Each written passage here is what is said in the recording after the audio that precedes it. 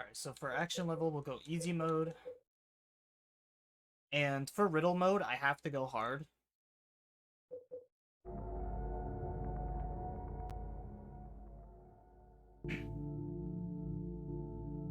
I changed the title of the stream a little bit, because originally I was going to, we were going to be doing the Rebirth ending slash, like...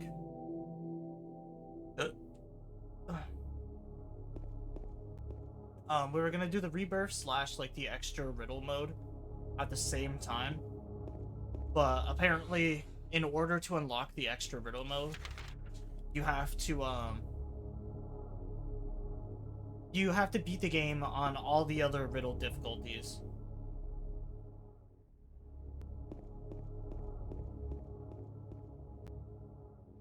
But yeah, we're doing the Rebirth ending, which is supposed to be the, like, secret ending, in quotations. Or, I guess not the secret ending, but the true ending. Yeah, let's see, what is this ending even about?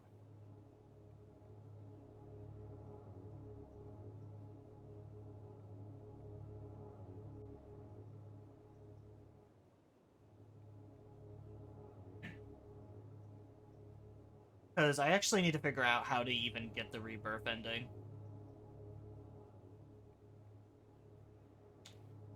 Alright, so with the Rebirth ending, to achieve this ending, you must complete the game once to unlock and collect the 4 ceremonial items in the New Game Plus. The required items are as followed. There's the white prism, which is on the kitchen counter in rooms 105 of the Blue Creek Apartments. Book of Lost Memories in the newspaper stand at the Taxagon gas station. Can be acquired at day or night. The obsidian gauntlet inside the smashed display case in the second exhibit room of the Silent Hills Historical Society. And the Book of Crimson Ceremonies on the bookshelf opposite the window in the reading room of the Nightmare Hotel. Once all 4 items have been collected, complete the game normally by defeating the final 2 bosses, and you will receive the Rebirth ending.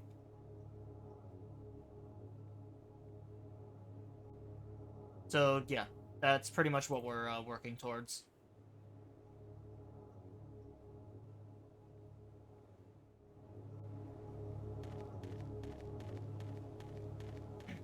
So, pretty simple enough to get the like, extra ending. The Rebirth ending, true ending, whatever you want to call it.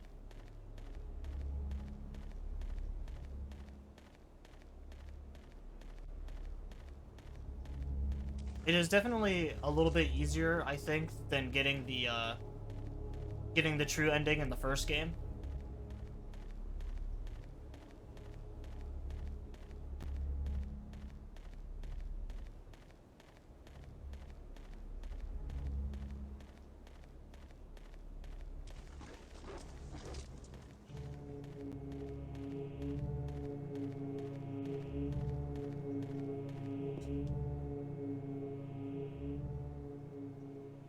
And we'll save just in case something happens.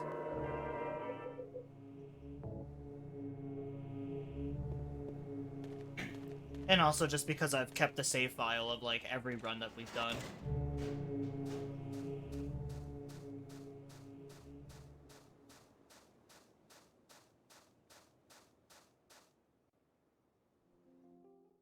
So, as always, for those who may be new to the streams,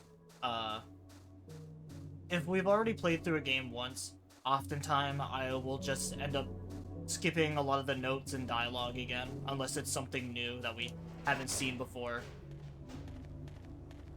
And so on and so forth. So if you're really interested to see what the story is, I would recommend checking out the original first live stream that we did.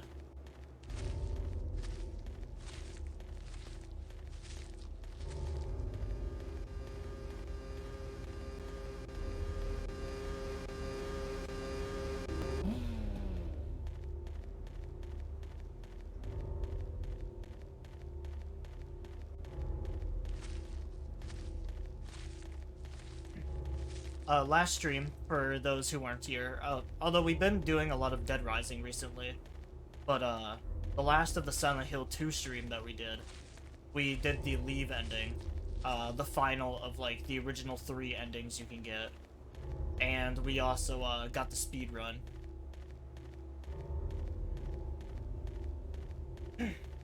Which I need to put on the actual Twitch page itself.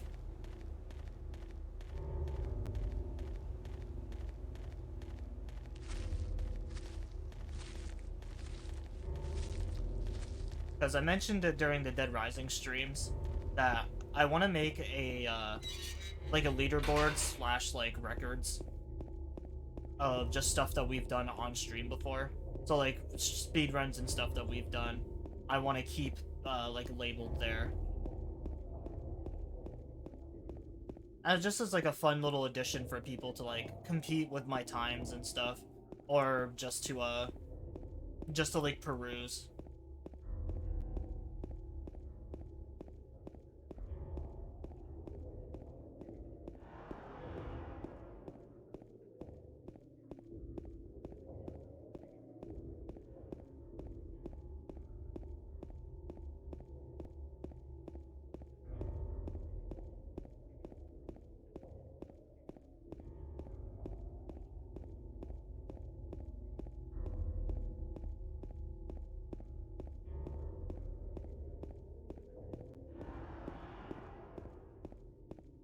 I forget how long this, like, first path is here just to get to the town.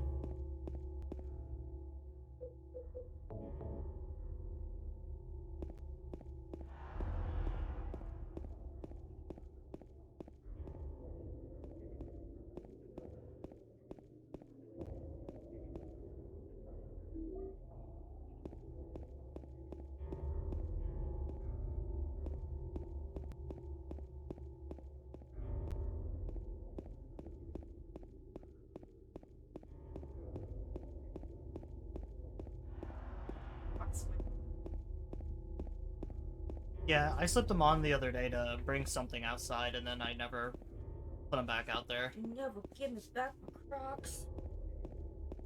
Sorry, I turned you a little bit. That's all good. See you later. Are you heading out? Yeah. Oh, are you taking baby with you? Yep. Oh, sweet. Alright, I love you guys.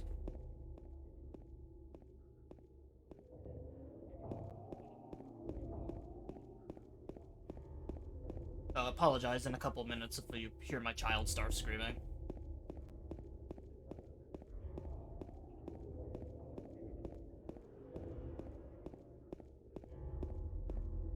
Yeah, it's nice to be back on stream. Took a couple days off. Had a lot of things going on back to back. I didn't stream Friday just because I was beat after work. Saturday was my daughter's birthday party. She's 3 years old now. Such a big girl. And then, today we went to a Comic-Con around where we lived. And that was a fun experience.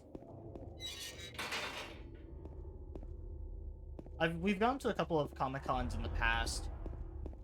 But I think, the person that was running the orgs before was just really bad. Did a like terrible job of ownership. A lot of like the prices that he had set for venues and stuff was ridiculous from what I've heard.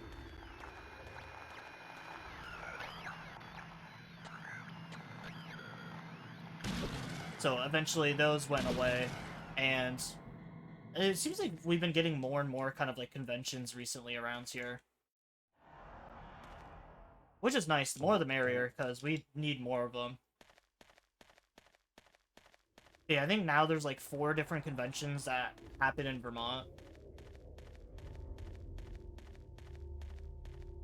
Because it seems like we're trying to bring Comic-Con back here, which, you know, being in Vermont and like living super close to New York, and plus me basically being like a New York native, I've always wanted to go to the Plattsburgh Comic-Con just because it's a pretty like fairly sized one, and definitely one of the bigger venues.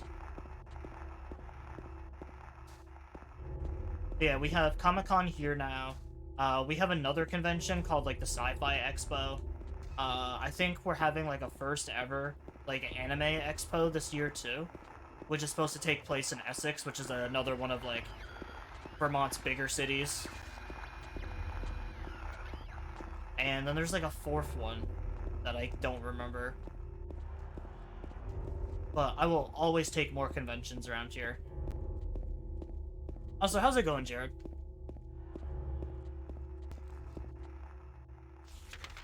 I hope the day finds you well. Alright, so I think the Taxicon gas station might be the second area.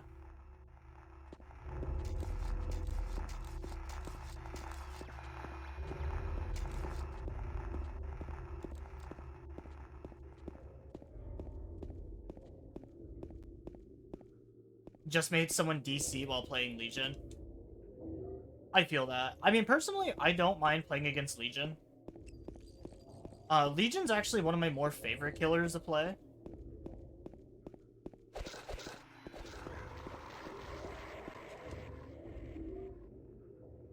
I wasn't even trying to be annoying. There's just some people who, they see a Legion and just will DC instantly. It's the same with Clown, too, which is a shame, because I also love playing Clown.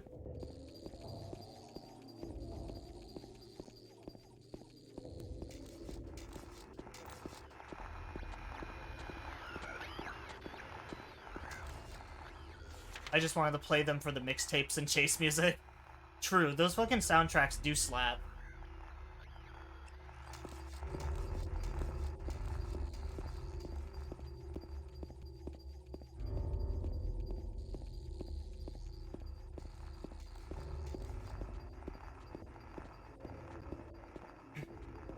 Yeah, obviously you know because you joined us the other day. But, I played a little bit of the events with my buddy. And we had some pretty decent matches. We had a couple of, like... We had a couple of killers that we didn't enjoy, but other than that, like, it was pretty good.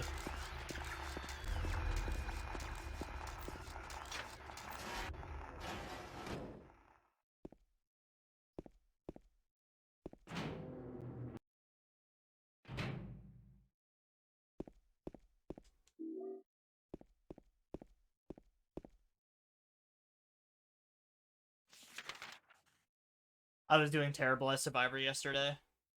It happens.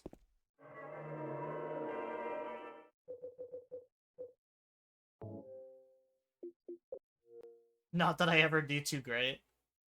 I mean, you survived at least with the match that we played. At least I think you did.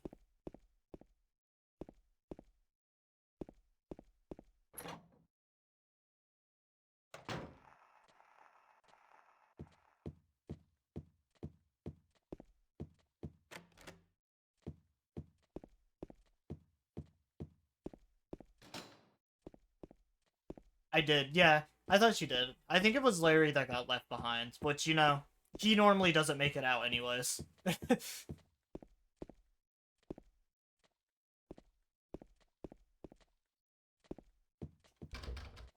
In fairness to him, though, he's come a long way. He used to be a lot worse at Dead by Daylight.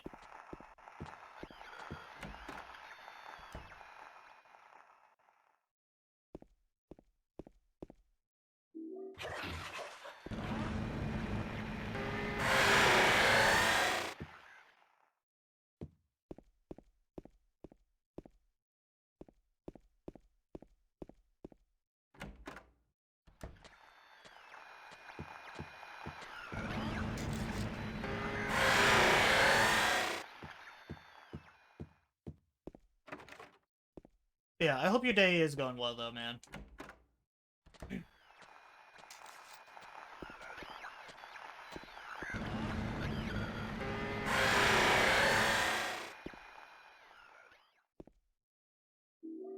I know I wasn't on much yesterday because of, like, the birthday party and stuff going on.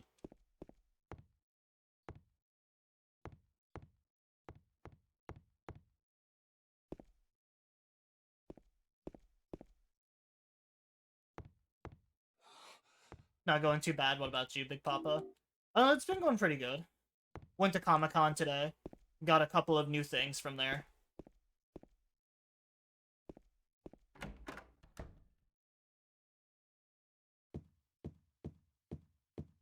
I guess they started doing Comic-Cons again in my location. I was talking about this earlier, but yeah, they just started up a new one. Recently, I guess this is like the second year that they've put it on. So that was really cool to go see. How was it there? It was pretty good. Obviously it's kind of short, or there wasn't like a whole lot there, just because like nerd culture isn't really that big around here. Vermont has a lot of like rednecks. It's very rural. Basically, to put it in perspective, this entire convention was just in like one of the bigger schools around the area in like the gymnasium.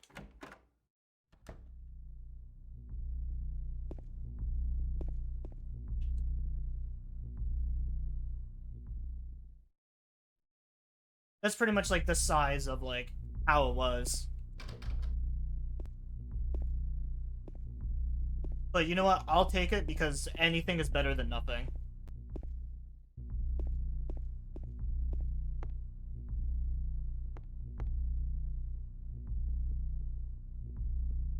Also, it seems like the clock is about the same.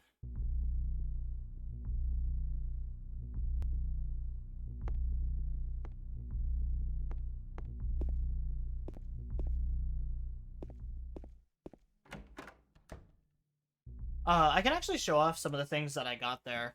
I have most of them right here next to me. But I have this, it says, An Amazing Radio. I got this from, she is a voice actor. She voice acts in a lot of, like, American, like, animes and stuff like that. She was the voice for the red-haired girl in Dragon Maid. I love the show, but I just can't remember, like, any of the characters' names. Um, I got a Stranger Things pin for free, just because they weren't selling. So she just gave it to me because I was wearing a Stranger Things t-shirt. The lady behind the counter was like, people always ask me to make these pins or like to make these custom stickers for them. And then I make these stickers and they never sell. So she gave me a free pin. Um, I have a Fuecoco. I have a Meowth. Whatever the fuck the name the cats was, like Spritzel, Sprite. And I have a Quaxley. Um, my fiance bought this Lobo comic book because Lobo is probably one of like our favorite DC characters. I got a sweatshirt that's in the other room. Uh,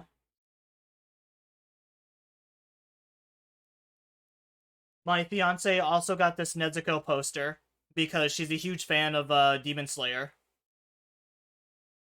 She actually got that for free.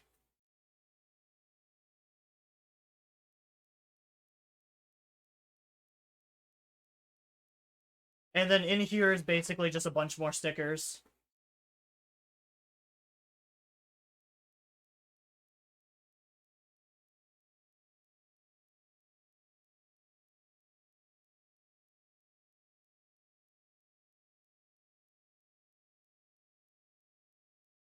So yeah, I got this dragon scale thing for free. At least that's what the dude called it, was a dragon scale. Something cool that was there was they were also doing tournaments and stuff during the Comic-Con. So we got a free sticker from the tournament. But they were doing like a Fortnite tournament and then like a Mario Kart tournament. And I didn't join. I probably should have, but I didn't because most of the kids that were playing were like 7 or 8. Um, but I guess they also sponsor like small Twitch channels too, and like it is like a tournament that is officially sponsored by Epic Games and stuff too. So I thought that was really cool. Got a Sableye sticker because Sableye is fucking awesome. Magby.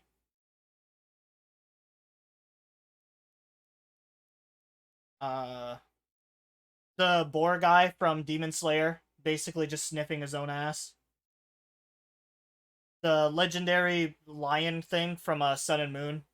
Also forgot what its name was. Apparently, I picked up 2 Lucario stickers. I thought I only grabbed 1.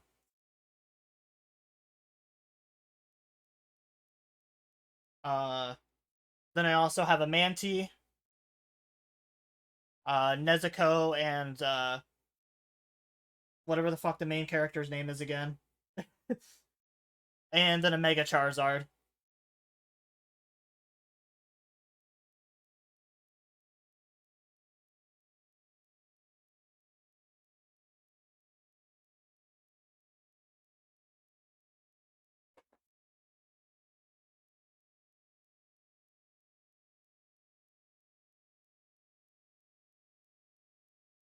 Oh, it looks like I missed 2. So I got Beedrill, and then I also got the boar guy from Demon Slayer.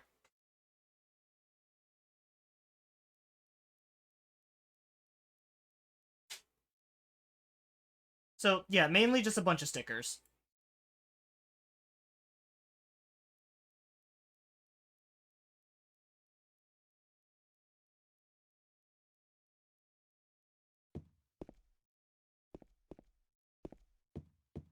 The femboy boar guy.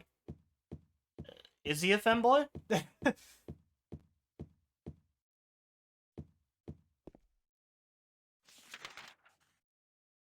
Is it just his appearance that makes him look like a femboy? Because, like, I've kept up with the anime, and he seems like he's just pretty normal.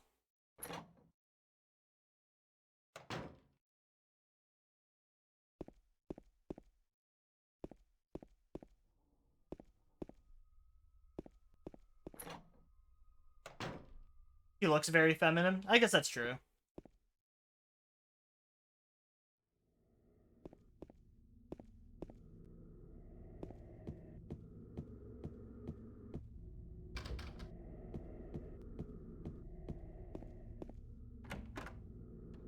Normally, from my experience, they do it with, like, female characters.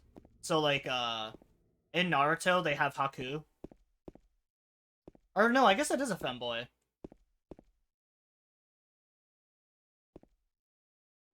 I always forget that Haku is a boy, not a girl. About to go into a Twinkster match with Smeelug.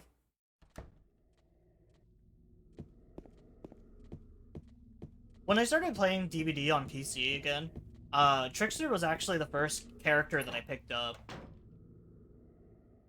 Mainly just because my thought process was like, if I'm gonna play a character, I feel like a ranged character would just piss everyone off. So like Trickster and Huntress were like the first 2 characters that I picked up on PC.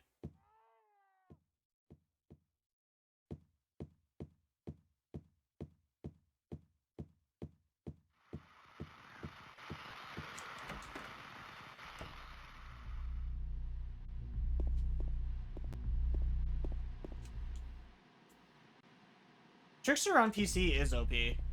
I feel like it's way easier to control his, like, knives.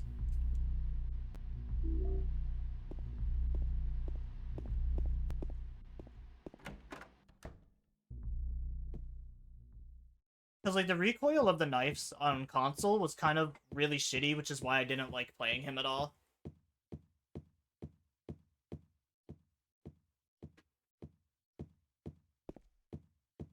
Shiver me timbers, I'm going to get someone named Master Oogway.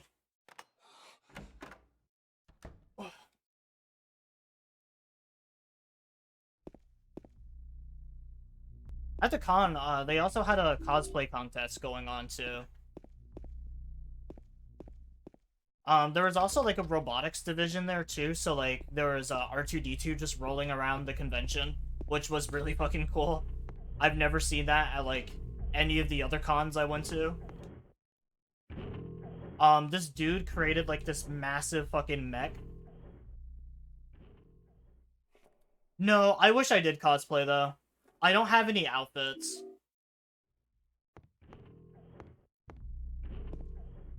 I do eventually want to save up money for a RPD outfit.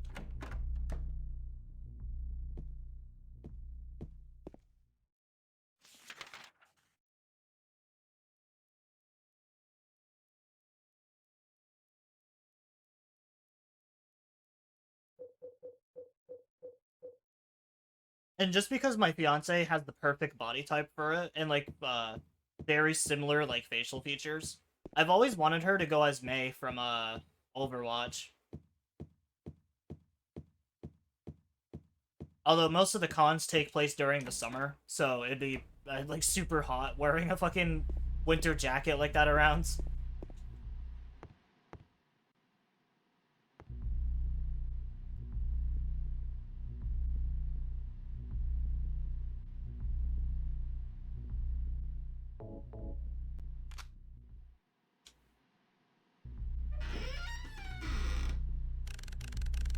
That was another thing too. There was a lot of very attractive girls at the con.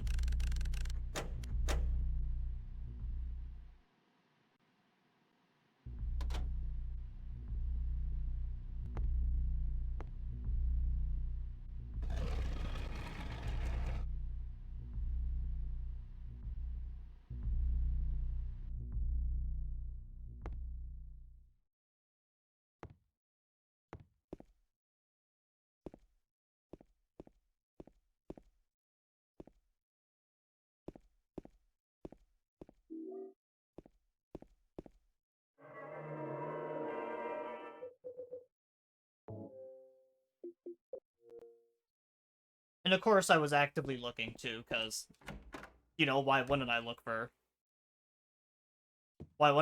attractive girls at a con? If you're not doing that, you're not living.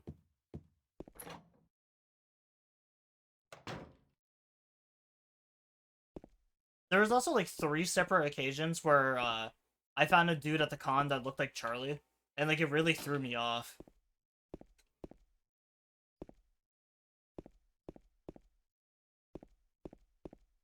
'Cause my man Charles lives in Florida, so I was like, why the hell is he here at this shit con in Vermont? It wasn't shit, but compared to like the conventions and cons down there, they're probably like way bigger.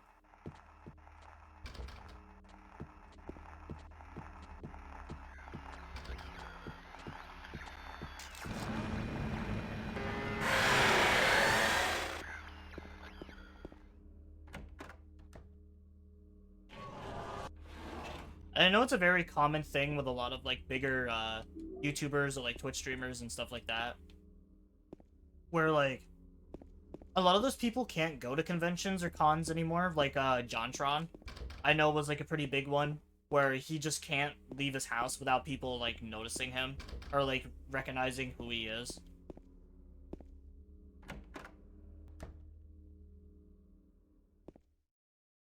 So just by him being an internet like personality, he's essentially just like he can't enjoy cons anymore without people just walking up to him.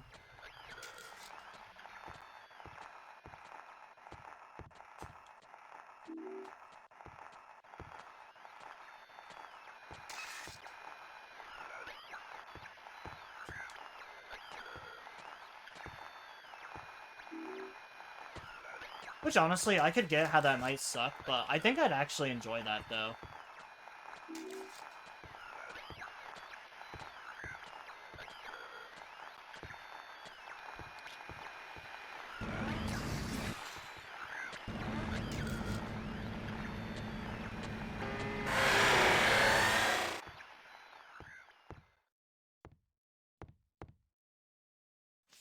Alright, so what's my health at? Went into the wrong thing. It's not terrible. So at least with doing the Rebirth ending, I don't have to keep track of, like, the really weird statistics and stuff in, like, the background. Because I think as long as I have all 4 of the items, I just get the Rebirth ending.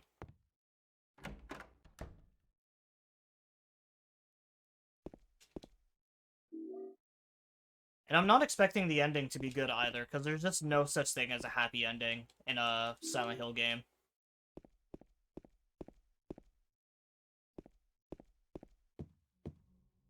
Alright, so I got a key to the fire escape.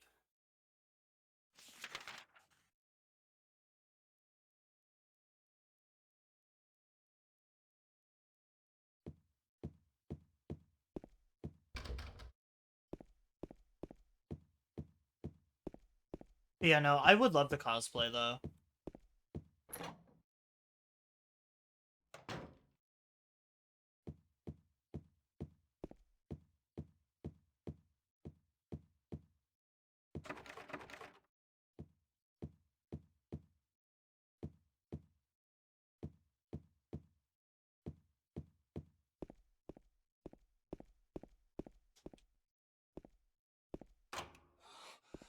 I just find it kind of hard, too, because there's not really, like, a lot of characters that I resemble.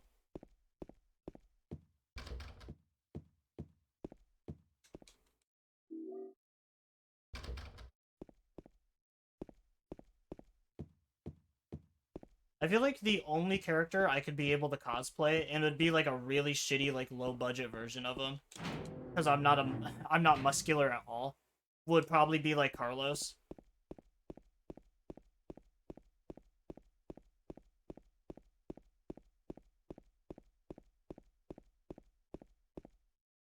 Because like I kind of have like the same wavy like curly hair that Carlos does.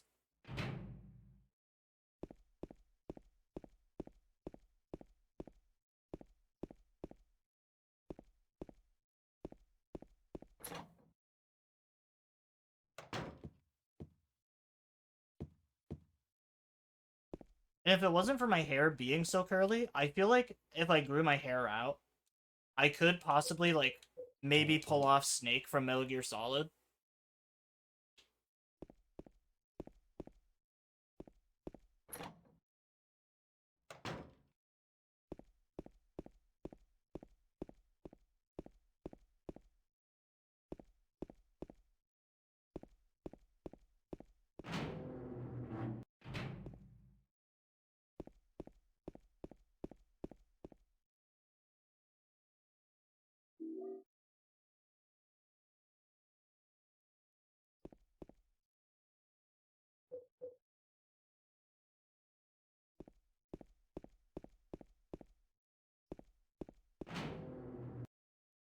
So because these puzzles are on hard mode, and probably just to save time, I'm most likely just gonna look up the answers to them.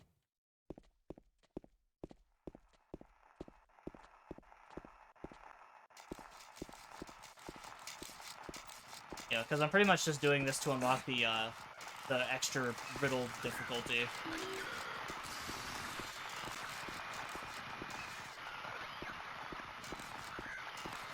I'm not really, like, looking to test my brain or something. That pretty much gets tested, like, every day.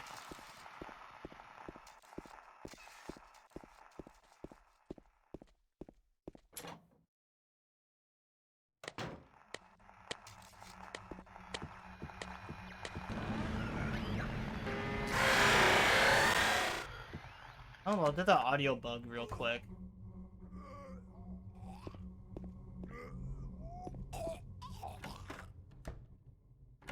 I'm just glad that it was kind of briefly.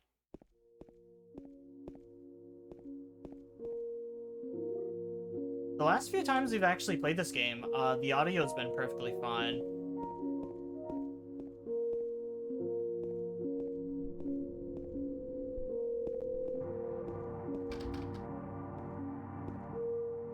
So it said that the White Chasm was in room 105. Oh, which conveniently is like the only room I missed out on.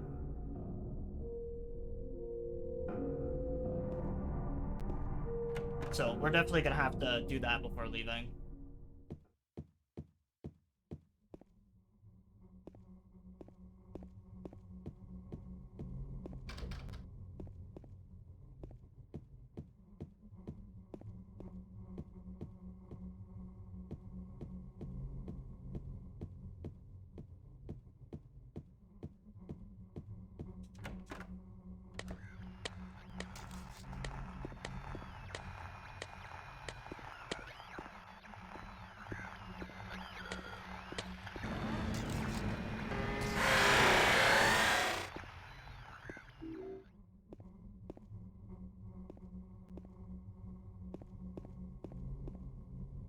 Yeah, I started streaming a little bit earlier today so I can just chill out later tonight, since my work week is pretty much going to be starting all over again, which is, yeah.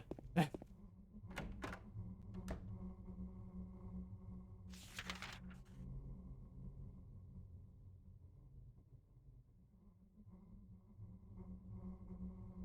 don't mean to complain about my job, though. I do actually like working there. It's just like I said before. I'm just not used to working 8-hour shifts, especially like 5 days in a row back to back.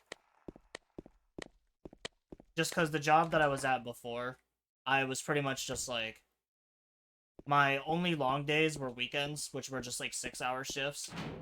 And the rest of like my my other 3 days basically were just like 3-hour long shifts.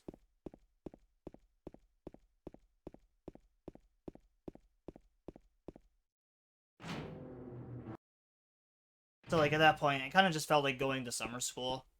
Just really didn't take up that much of my time.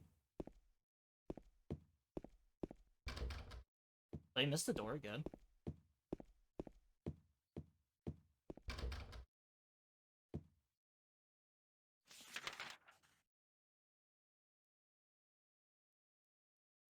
Interesting. Apparently 105 is locked. So how am I supposed to get the White Chasm then?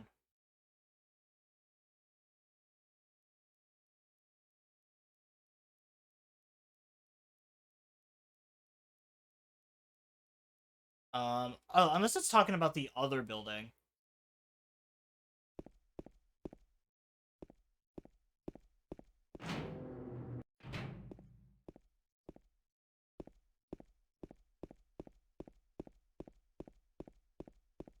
Because there is like 2 separate buildings in this part, so I guess maybe that's the one it's referring to.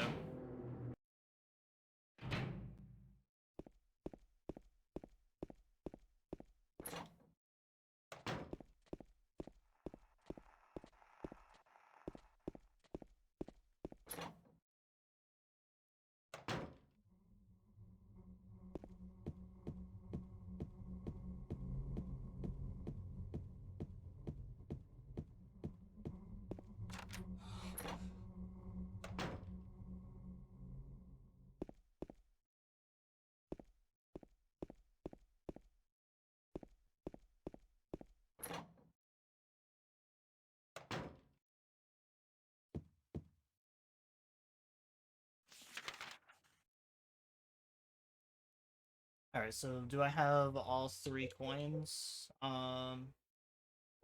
Snake coin, the old man. Key to the door leading from the hallway to the fire escape. Alright, so yeah, I think we need to come back through here and open up the fire escape.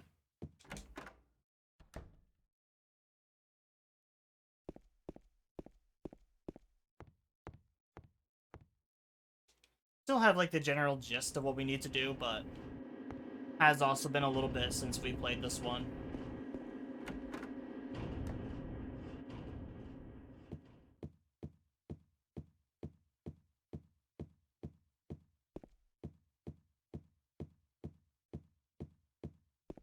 Just between this game's trophies and Dead Rising's trophies, there's just a lot of really like hard ones to get and just a lot of grinding.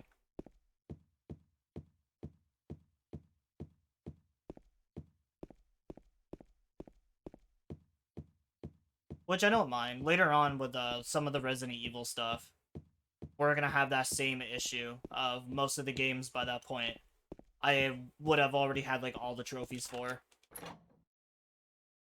Unless I just re-get them all on Xbox and do trophy grinds that way. Which I've been actually contemplating doing. Because like all of my 100% completions are on PlayStation. So I've been thinking about like redoing it again for Xbox.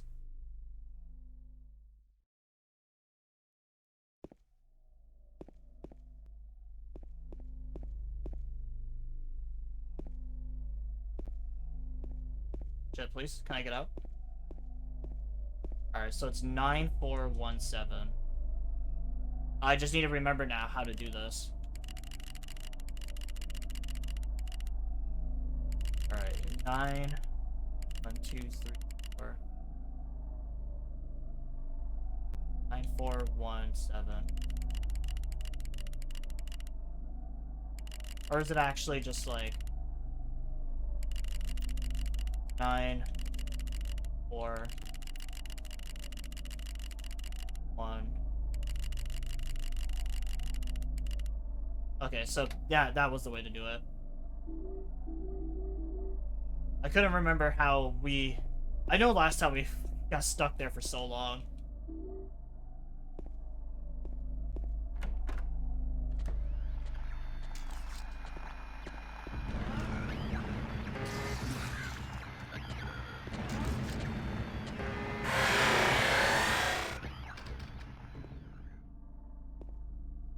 To the point last time where, like, I didn't even use the safe during the speed run. Just because I had already killed, like, so much time beforehand with it.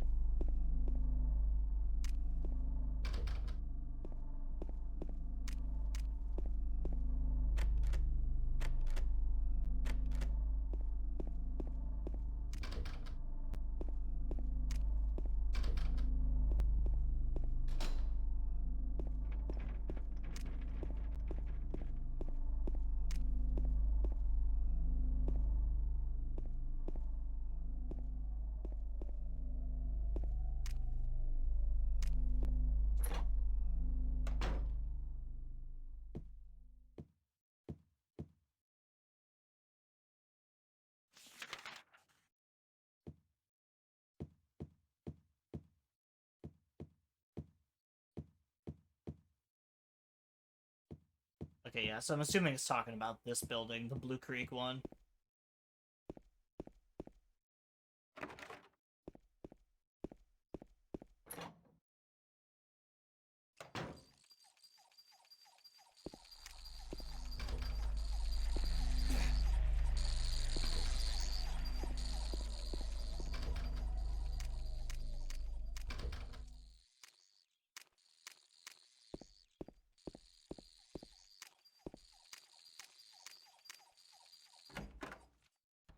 Yeah, thinking about it now, I should have totally joined that tournament that they were holding there.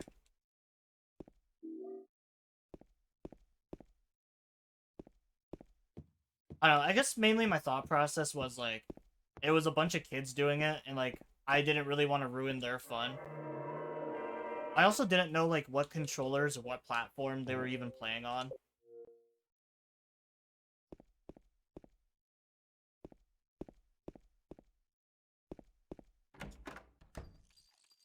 The way they did the tournament, too, was pretty interesting. So I think for, like, the first round, they basically just joined, like, normal online matches. And so, like, the dude who was running the tournament, once they finally got eliminated from that match, would, like, hop over and tally up the scores of, like, whoever, like, performed the best in, like, the online matches. He would drag, like, the top 8, and then those top 8 guys would do a custom Fortnite match, and then the winner of the custom would, basically win the tournament. Because I did talk for a little bit with the dude that was putting it on.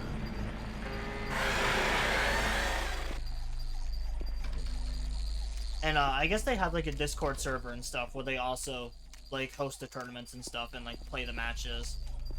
And I think he said that like one of the requirements is like you have to live stream your footage of like your game that you play. Which would be no problem for me since I'm already a streamer.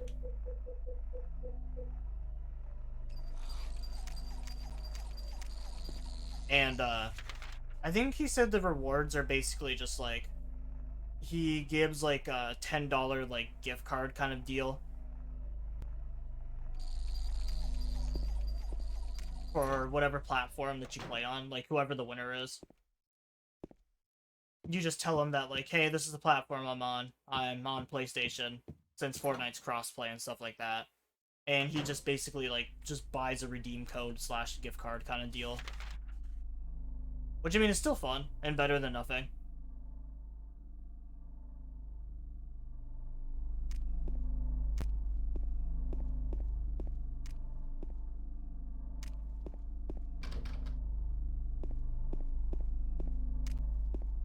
just 4K'd as Twinkster.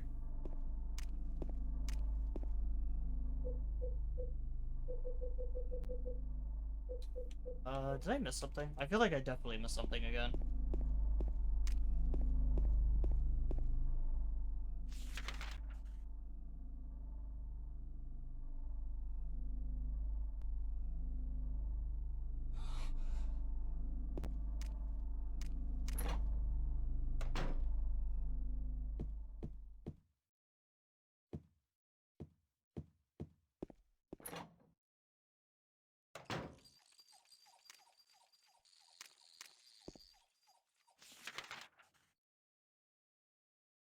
So what happens in Silent Hill 3? I know the plot for the other two, but not 3.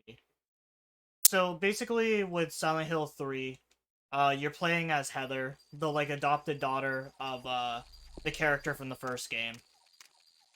Um, Basically, like the cult tries to retake her back because she was the reincarnation of like Alyssa, and so the third game is her just like navigating through like the other world.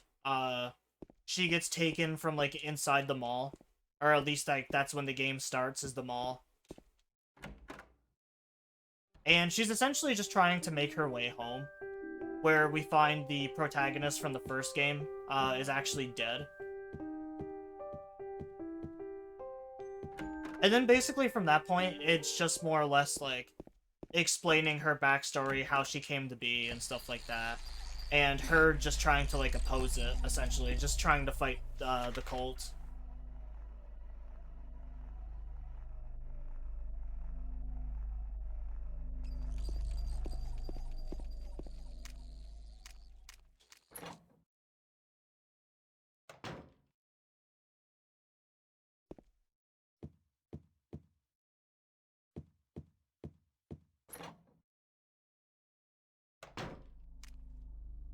For me personally, I thought the story for the Silent Hill 3 was kind of weak, but the environments and like a lot of the creature design was really cool.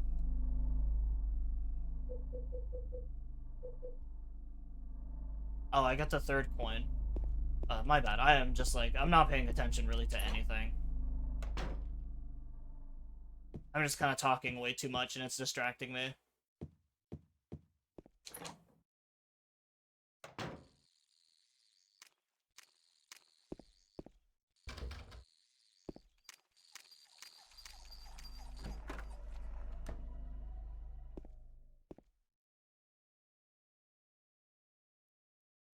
Alright, so I'll read the riddle, but I doubt I'll figure it out.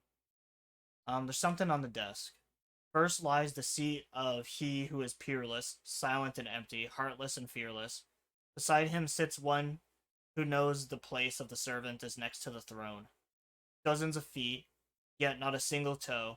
The hidden one, or the one that is hidden, beside him doth go. Seducer of dreams, creature of Hades, lying further from man and closer to lady.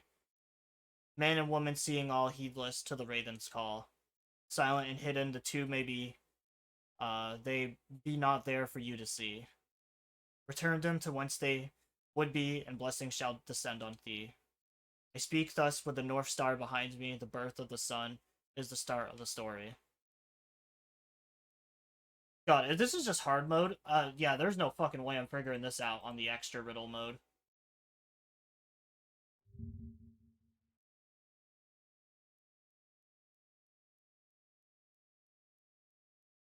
Alright, Silent Hill 2 hard puzzles.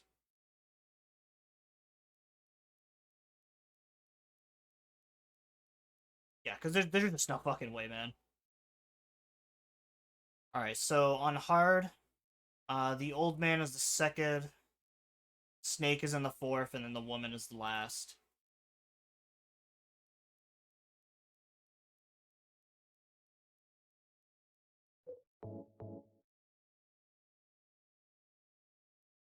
Silent Hill 4 when? There's already Silent Hill 4.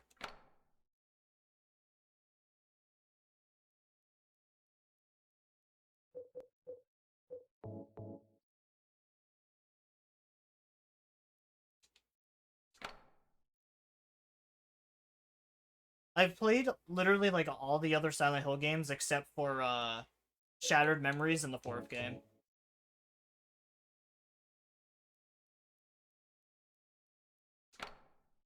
There is a fourth one, but no one talks about it for some reason.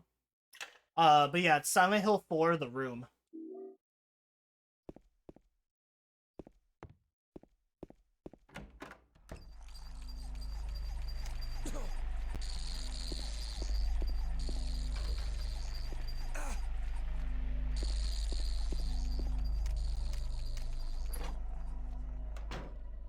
Or at least the 3 main ones.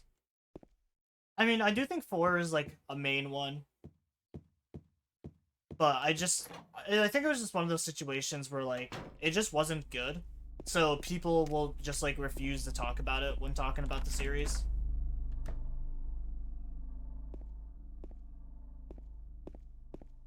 Kind of like me with The Last of Us. The only Last of Us game that exists is the first one. There never was a second Last of Us game.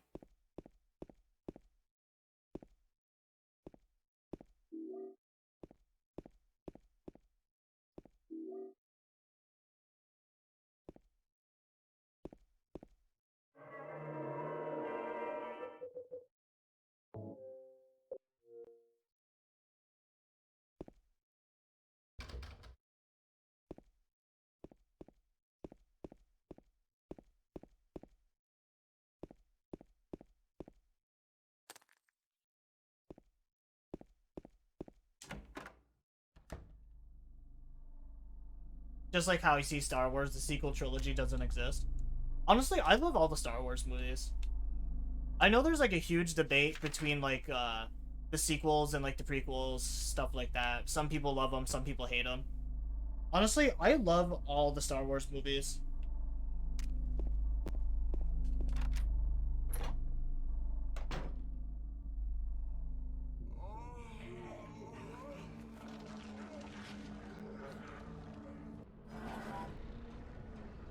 I still have no idea what he does to them. I don't think I want to, though.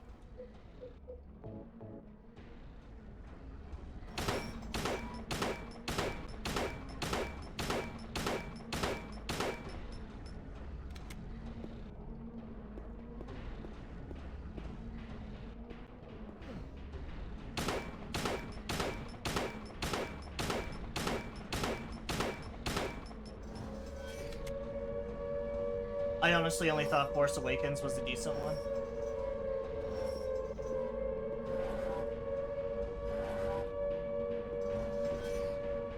Does PP head one-shot you? So, a funny story behind that, actually, was, so, like, right now, he's running away. I guess if you interrupt him while he's, like, running away, he did this, like, weird overhead swing with his sword that did actually just, like, KO me. Like, just fucking one-shot killed me on the easiest difficulty. But I guess if he just uses, like, his normal just quick slash, it just does nothing to you.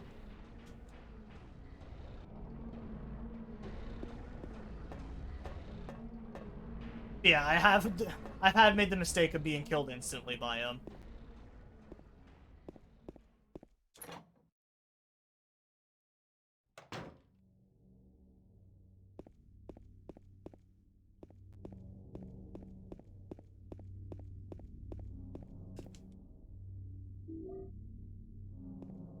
Yeah, I like all the Star Wars movies, the original 6 at least.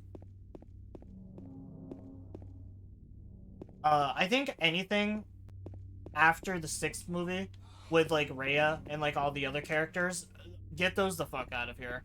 I honestly, I hate those movies.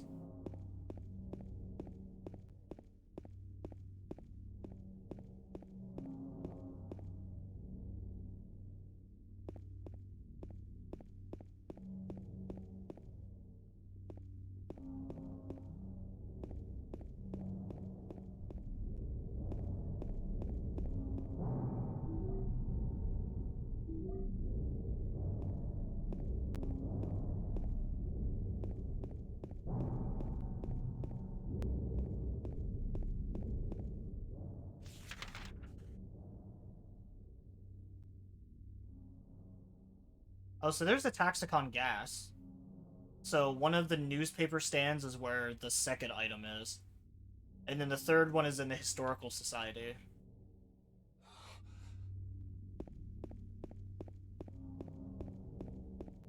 Based opinion.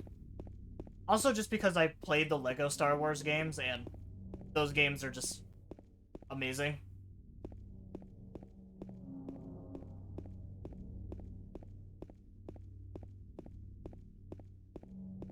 There's some aspects of like the newer movies that I like Kylo Ren. I thought was a pretty decent character. I just really don't like Rhea and like the other like motley crew that she throws together.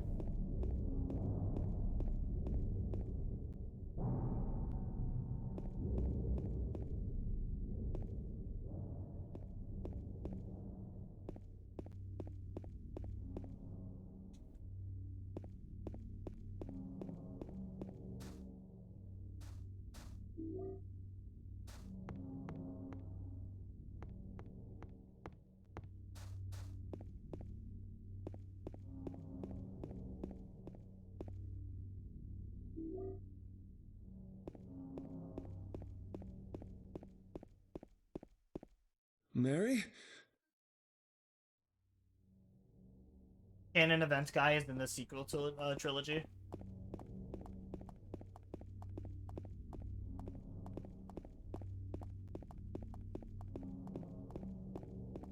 Yeah, honestly, I just didn't really care about the new movies until like when I was watching like the newer ones.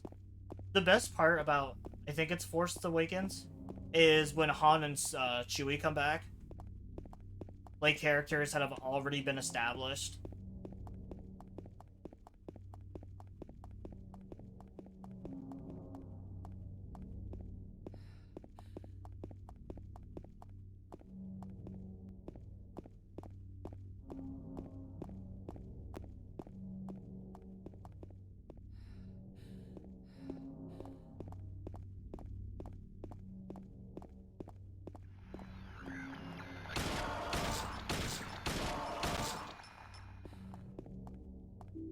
Rey should have never been anything but a side character or nothing at all.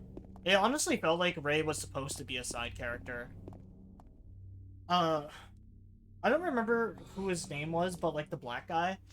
It seemed like they wanted to put more of an of like the spotlight on him as like a main character instead of Rhea.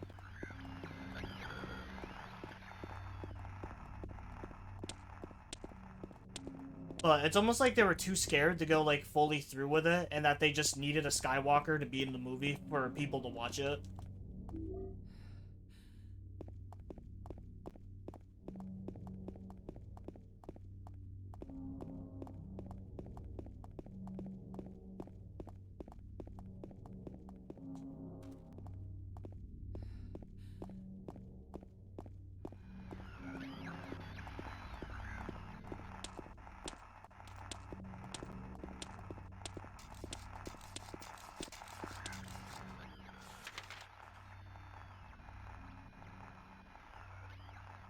I would have much preferred a stormtrooper to become a Jedi.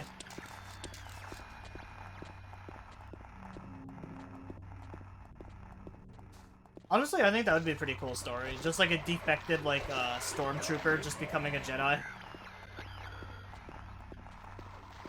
Since they're all pretty much just, like, clones.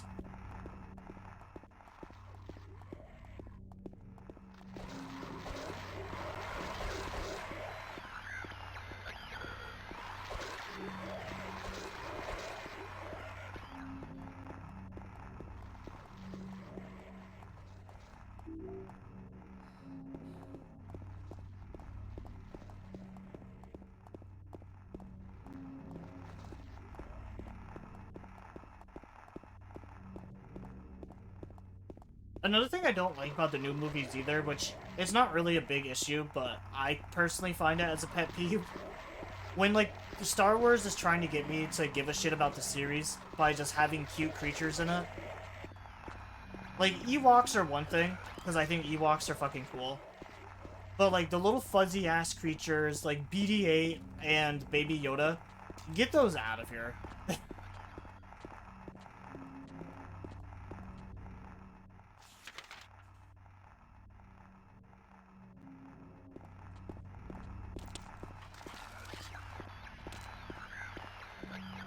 Honestly, I can't even picture what 1977 must have been like.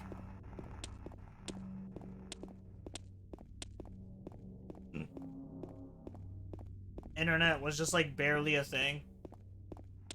Video games haven't transcended into what they are now. I feel like 1977 would just be boring.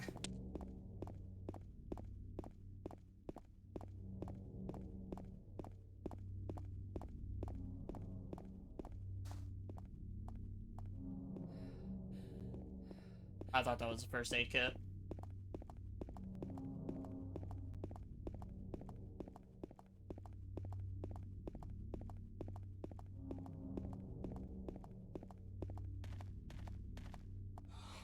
Oh, it's the doghouse. I should not take that key. I was reading, one of the tips that it gave me on the website was if I pick up the doghouse key, it'll cancel me getting the Rebirth ending, and I'll end up getting that one instead.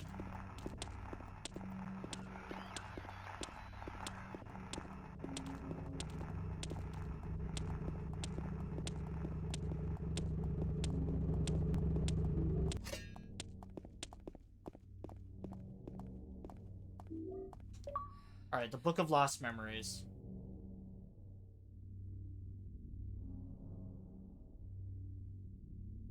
The name comes from the legend of the people whose land was stolen from them. They called this place the Place of the Silent Spirits. By spirits, they meant not only their dead relatives, but also the spirits that they believed inhabited the trees, rocks, and water around them. According to legend, this was where the holiest ceremonies took place, but it was not the ancestors of those who now live in this town that first stole the land from those people. There were others who came before. In those days, this town went by another name, but that name is now hopelessly lost in the veil of time. All we know is there was another name, and that for some reason the town was once abandoned by its residents.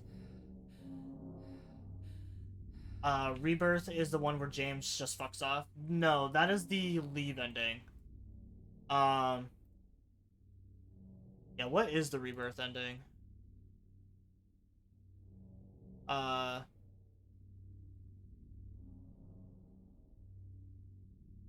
Alright, so Silent Hill 2's Rebirth ending sees James kill the mutated form of his wife, Mary, and then take Mary's body to the Church of Rebirth at the center of the lake. This ending is triggered by beating the game once and finding the 4 special items during the next playthrough. The ending itself is narratively fascinating. On a very basic level, it suggests that the items James found convinced him that it's possible to bring his wife back to life. Given how resurrection typically works in horror, and considering that one of the books James found as part of the ending bears a striking resemblance to the Pet Cemetery's lore, we can only assume that this resurrection went terribly wrong, if it worked at all. However, the bigger takeaway from this ending has less to do with the idea that James might actually resurrect Mary, and more to do with the idea that James himself has essentially succumbed to madness. Whether or not Mary is brought back to life, and whether or not James finds a way to back from the church is seamlessly less important than the idea that James' decision to go to the church in the first place means he is lost and hasn't really learned the right lessons from his time in the town. As far as the canon goes, Rebirth is kind of a tough sell. Silent Hill's original 3 endings, the ones you can see during the first playthrough, are all based on the player's gameplay actions and what they tell us about James' psyche. From the standpoint, it is difficult to say what the idea of beating the game is supposed to represent and what the narrative explains for these new ideas being added to the game during the second playthrough. So yeah, I guess James just kind of goes crazy. Tries to resurrect his dead wife.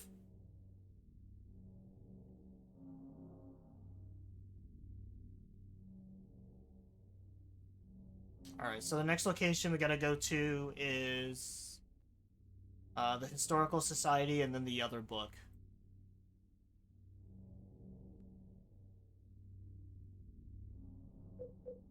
Yeah, there's just no such thing as a happy ending in Silent Hill games.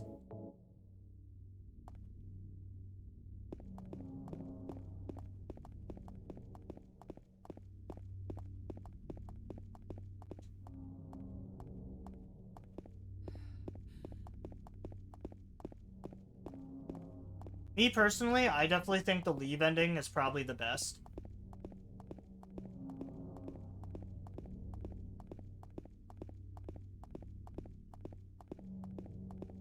Your three endings are basically, you have the worst ending where James just kills himself.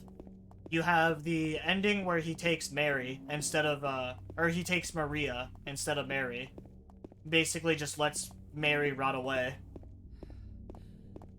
And just replaces her with like a doppelganger. Or James just says, fuck this, I'm out.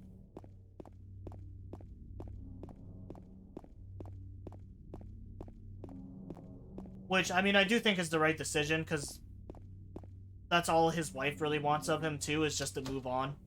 Be able to live his life.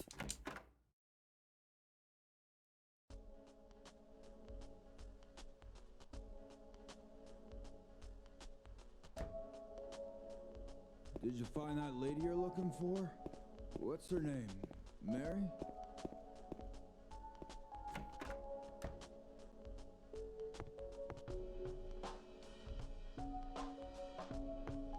I don't think there's anything actually in here.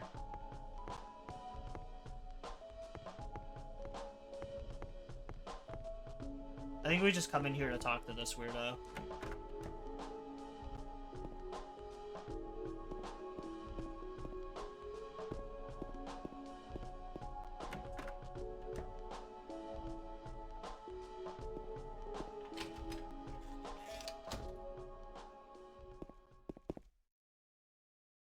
So, something I actually forgot to mention, which I think would be kind of a funny story to tell on stream. I got scared shitless the other night. I mean, I guess it's not a funny story, because it is actually, like, kind of scary. But, I was pretty much just chilling out, playing games the other night. I was playing games with Lawrence. And, we both had moved on to other games, but we were still in the party just talking to each other. And my fiance was gone. It was just me at the house. She was running errands. She also went to go pick up food and stuff for us to eat, so she just wasn't here. So I'm sitting here playing games, talking to my boy Larry, and I hear just a loud, just continuous banging sound on my window. And I know, annoyingly, my fucking fiance will just, like, bang on my window to get my attention, like if my phone's dead or something, to let me know that she has food and stuff. But it like scared the shit out of me. I looked out the window. I didn't see anyone because I was like mid-match, and I was like, you know what, fuck it. She probably knows I'm in the middle of a game and just went back into the car. So I finished up my match, went outside. My fiance was not home. There was not a car around in our parking lot. So I was like, okay, well, that's kind of weird. Maybe she just said, maybe she just left, and she'll be right back. So I call her up on Messenger with my buddy still in the chat and everything. And I was like, hey, were you at the house? Were you the one that just came over and knocked on my window like a fucking ape? And she's like, no, I'm not even in the same town right now. I'm like 3 towns over running errands with my family still. And I was like, oh. Someone just beat the shit out of my window like it owed them money.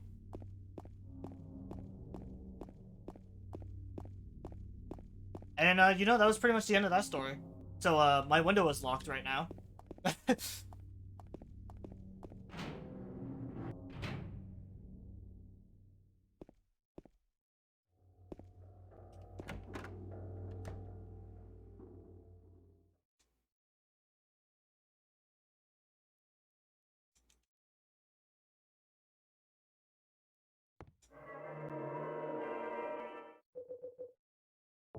Yeah, see, not really a funny story, but...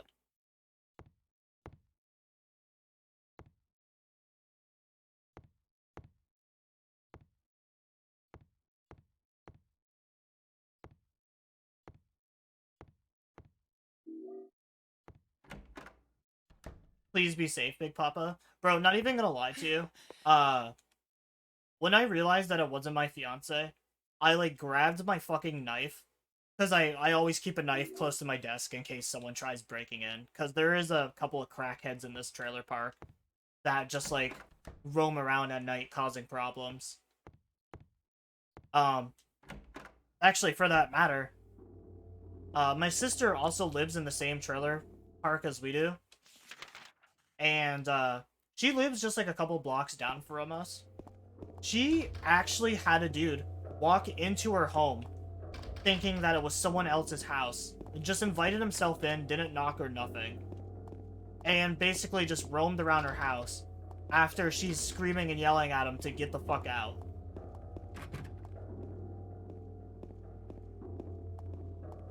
And unfortunately, all the crackheads literally live, like, right fucking next to me. Pretty much everyone in this, like, I mean, I guess it's not really a trailer park, it's just like a private drive. But everyone here is just, they're either super old or just like couples in their 30s that just want to be left alone, which, you know, fair enough. But the neighbors next to us are just a bunch of fucking tweakers.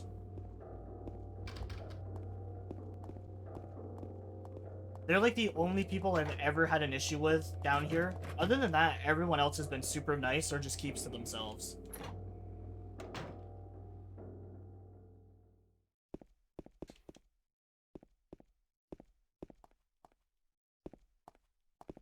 Yeah, after my sister now basically having her home broken into around here, and someone trying to pull a fucking prank on me, I definitely am, more and more considering buying a gun.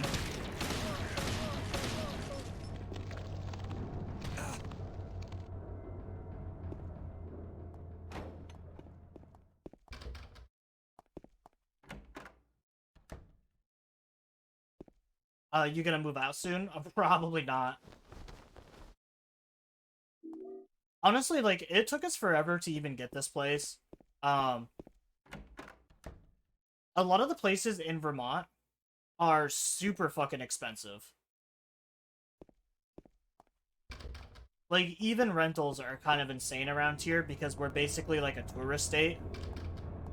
So buying a house around here, which is normally like the cheaper option in the long run, because paying a mortgage isn't nearly as bad as paying rent around here.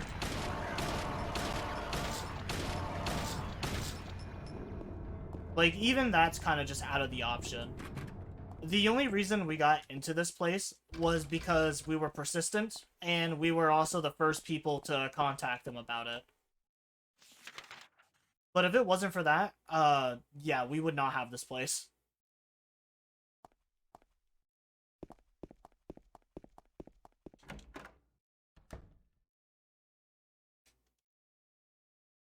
And this place is also super cheap compared to a lot of the other houses around here, and comes with a lot more that those other places won't have.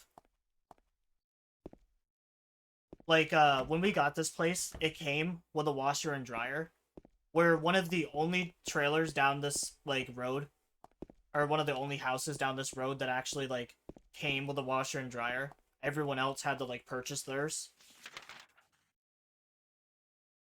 Because I think we only pay $1,200 here a month, which is super cheap considering Vermont standards.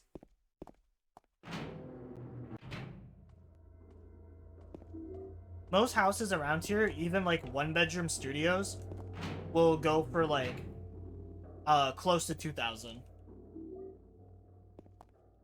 And I don't understand it because no one wants to live here. Like, the only people buying property in Vermont is rich-ass Canadians who come here and buy vacation homes near the water.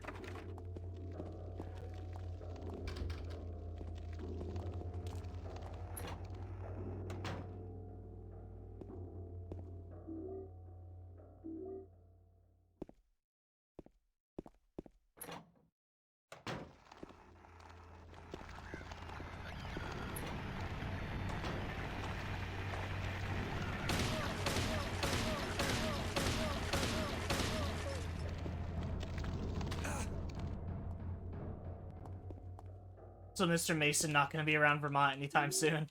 Probably not.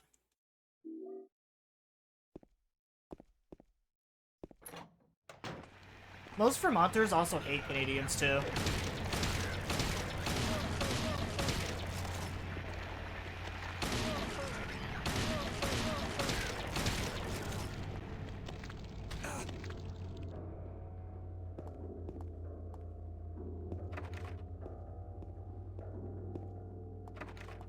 Not only just because they buy up a lot of the good housing around here, but I know it's like a meme of like Canadians saying sorry, or like Canadians just being like overly friendly. That is not the case around here. Canadians are fucking pricks.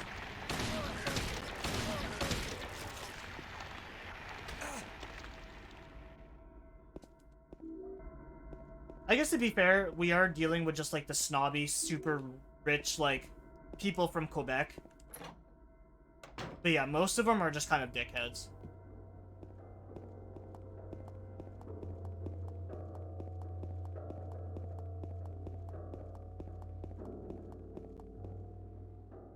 So most of Vermont are just rednecks. Uh, yeah, pretty much pretending to be rednecks.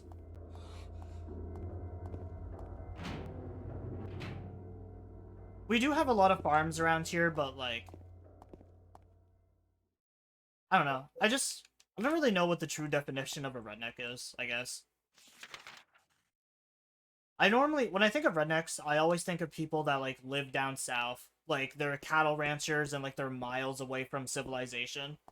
That's the thing with Vermont, is like, even though we have a lot of fields, like, everything you need is right in town. All the biggest cities in Vermont are pretty much located right in Franklin County, where I live, and that's because we're like a stone throw away from New York and Canada. You hate Quebecians?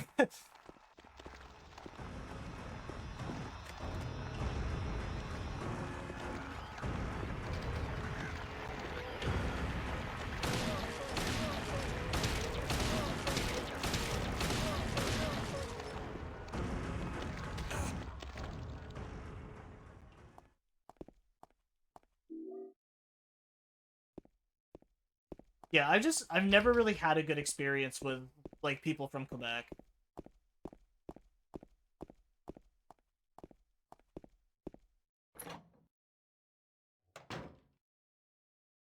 I also love how they look down on us too. And like they'll try to shit talk us in French a lot of the time, or like they'll speak French. And it's like, bro, you do realize that Vermont is just a couple miles away from where you guys came from. The people here understand French. Like, my papa was a dual citizen. Like, he was a US citizen and he was a Canadian citizen, so he taught me a lot of French. So, I knew whenever a Canadian was talking shit about us.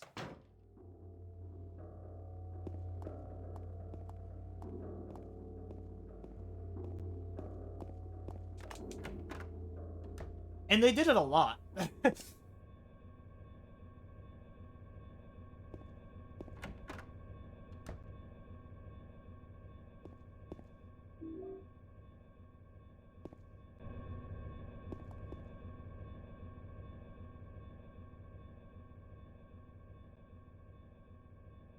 The pin number this month is T. The last month it was X, and before that, Z. But what are they going to do next month? That's all they can express with 4 numbers.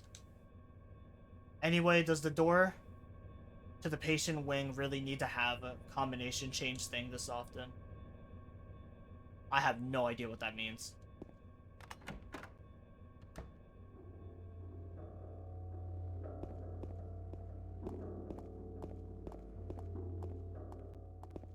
All Canadians tell you is to never go to Quebec. Like Mr. Mason told everyone to never go to Quebec if they're planning on going to Canada. I believe it, honestly.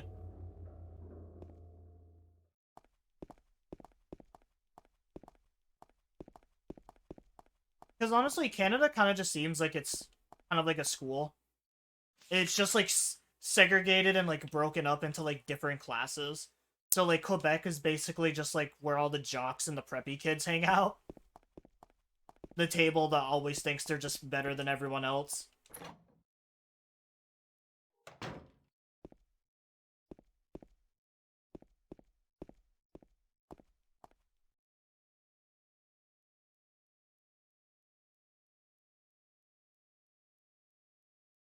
Okay, so let me read that note again. Because I think I have an idea on what that note is trying to say.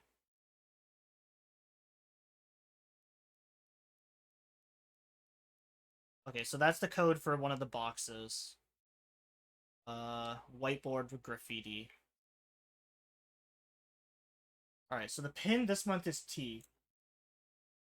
So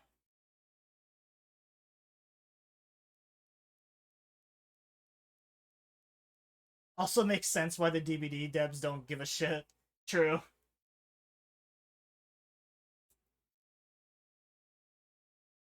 So here's how I'm thinking this is what it's doing. So I'm thinking 1 is ABC, 2 is DFG, or yeah, DEF.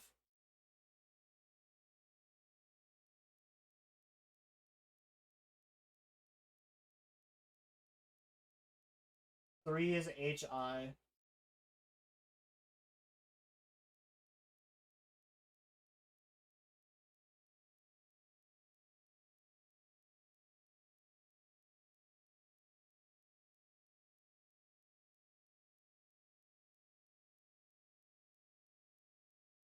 S is MNO.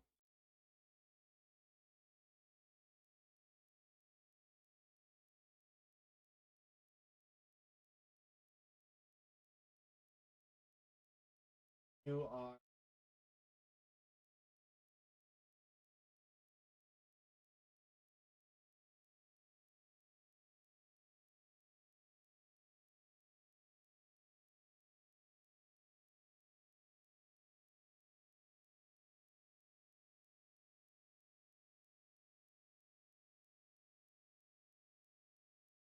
the 9 is Y and Z.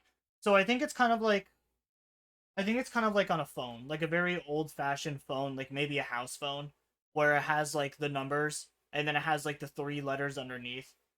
So like when you see a commercial that's like call 1-800 fuck, you would type in 2714.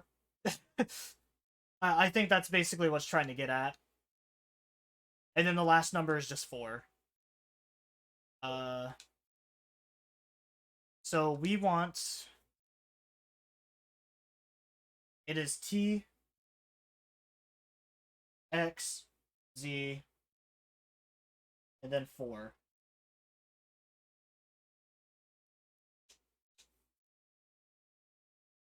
Yeah, so when it comes to the number codes will randomize, but some of the other ones like the coins are always going to be the same. So I think it's 7894 or not.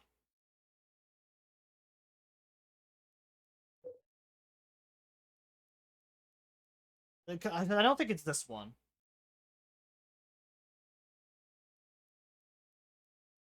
Yeah, because this is the dude talking about his box.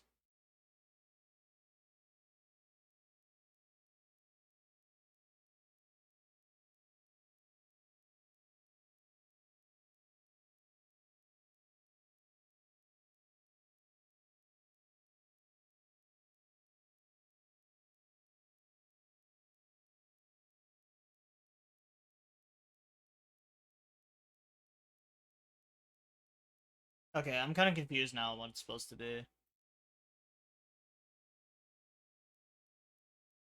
Because I thought I had a good idea of what it was, but I guess not.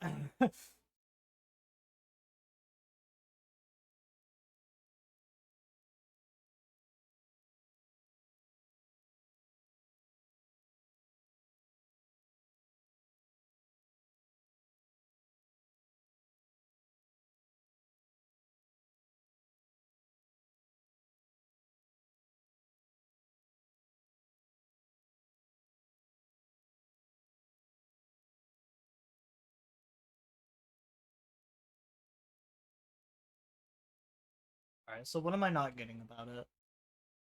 The pin number this month is T.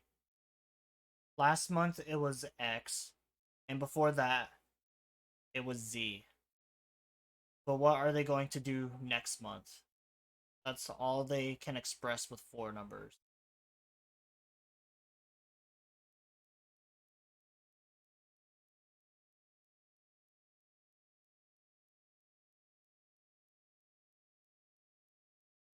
Am I maybe supposed to do it in reverse?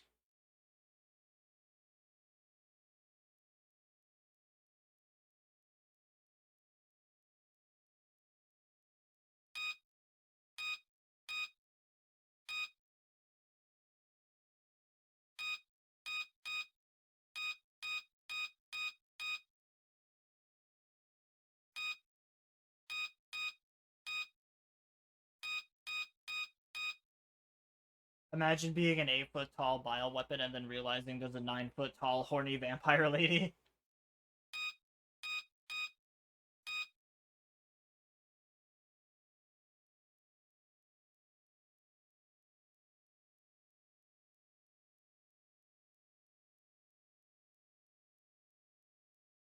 Alright, I am super confused now.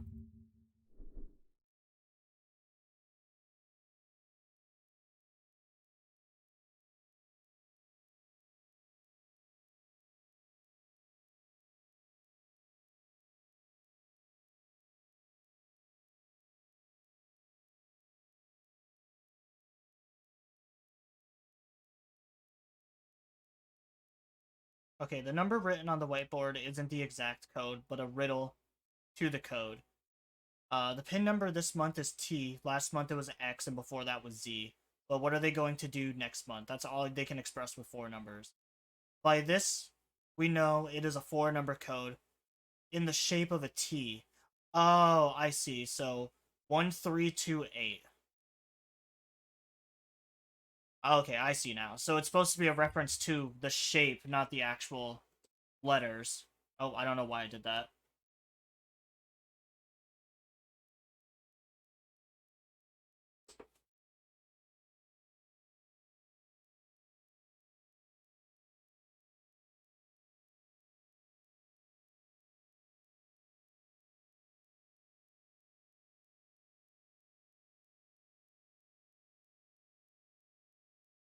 I see, said the blind man. It's all coming back to me.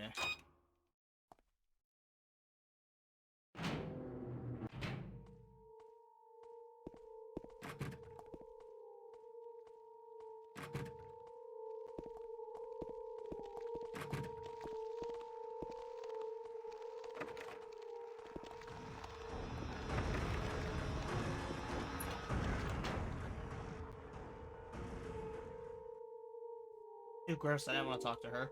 I want the roof key, damn it. James, don't fuck with your thoughts.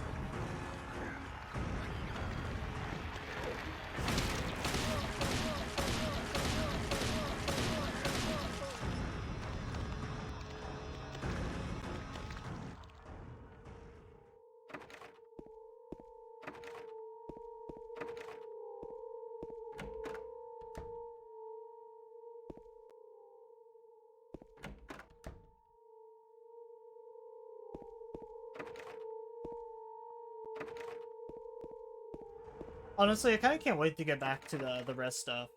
I still need a controller, though, for the emulator.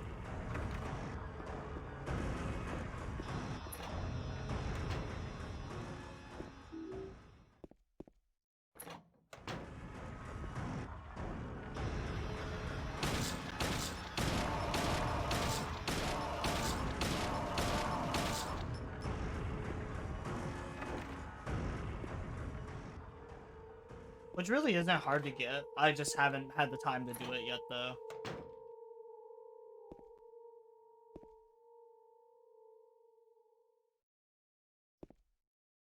Alright, so we have, the lapis key to open up the box.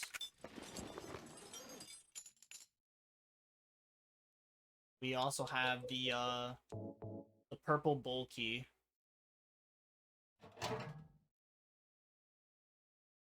And then we have 2 sets of, combinations.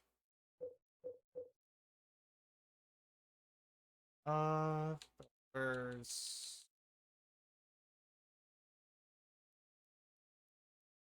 So the first code is 9568.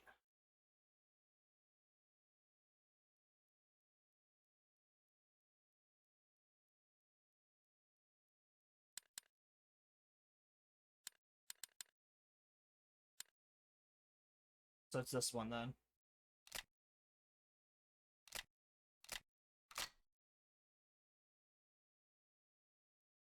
And now to the roof.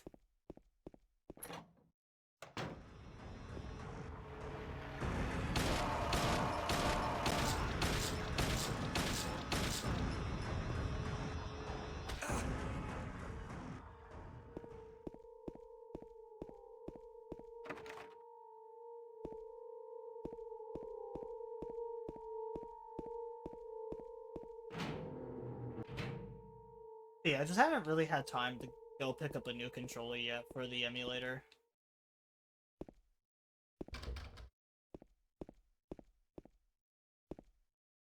Because, like, I do want to continue with the res stuff, since that's, like, the series that we started with. But I also do like being able to just bounce back and forth between games, since we are supposed to be a variety channel. And honestly, I've already gone through the res stuff, like, off-stream before. That was a big project I did for myself, like, a while ago.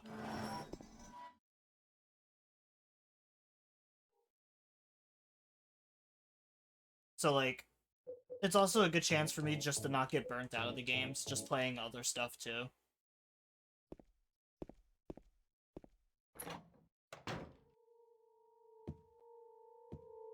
Alright, and then the last code is 4917.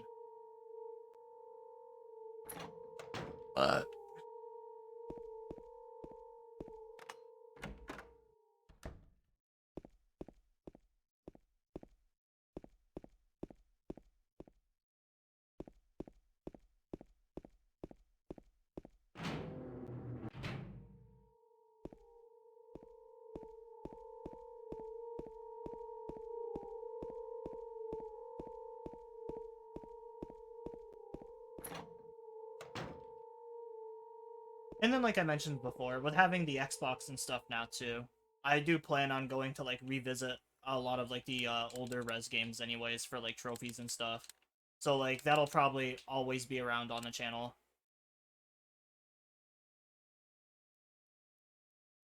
Was it not 4197?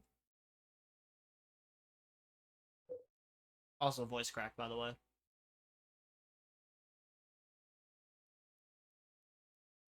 Oh, 4917. My bad. No, I didn't mean to press that again.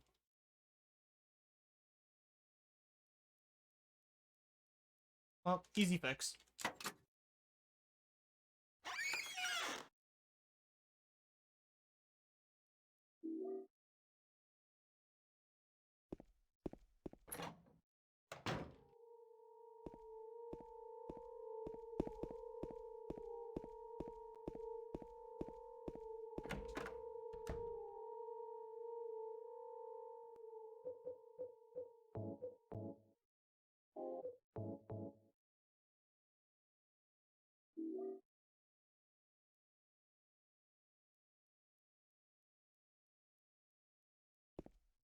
I'm still kind of upset that we're so close to the release of, like, the next Mortal Kombat game, and I feel like there's barely any information on it.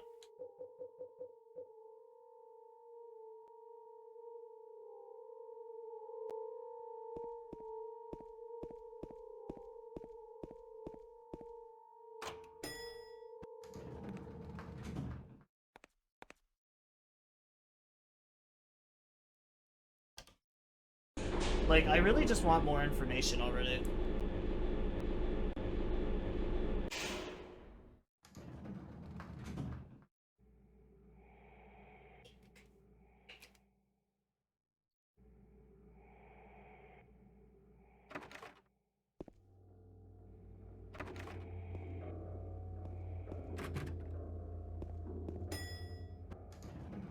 Oh, that's just where we came from. So far, admittedly, though, by the sound of the game, I am kind of disappointed by it. I just saw a lot of people talking about it and hyping it up. Like, it was supposed to be, like, the next Mortal Kombat, like, Armageddon. Which would be fucking awesome, because it's, like, one of the best Mortal Kombats of all time. It was basically like Smash Bros. Ultimate before Ultimate was even a thing. But now we just have like, I think it's a roster of just like 20 or 24. Could have been an even bigger roster, but they're cutting it down the middle with like the cameo shit. And even then, like most of the cameo guys are just going to be like are even just like duplicates of people already in game.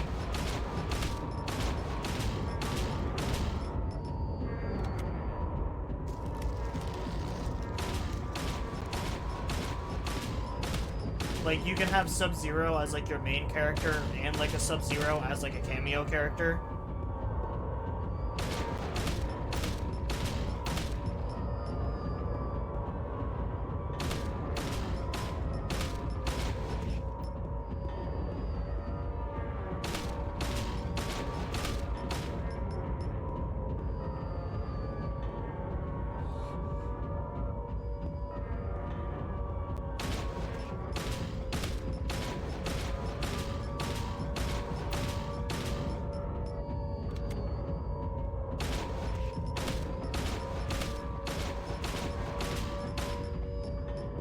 And honestly, like, I'm not really even, like, a big fan of the whole, like, tag team system of, like, having a second character there.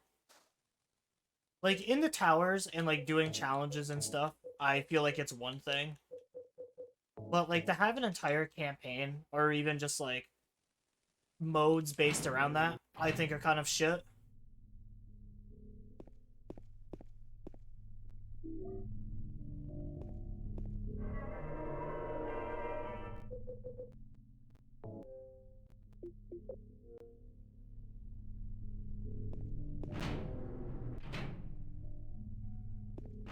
So far, with most of, like, the new Mortal Kombat news, admittedly, I have been, like, pretty disappointed in it.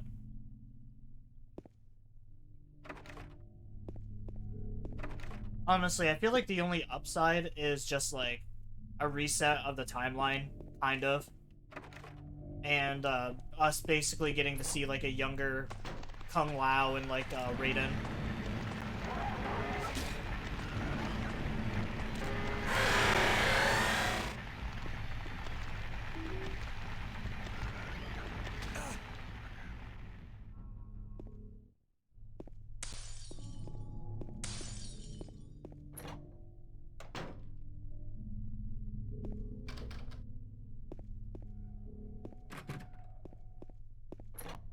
I do think my biggest pet peeve, though, is just the tag team stuff. Like, I feel like if I wanted to play, like, a tag team-based fighting game with, like, having a whole nother character, I would just play the fucking Tekken Tag Tournament game instead of Mortal Kombat.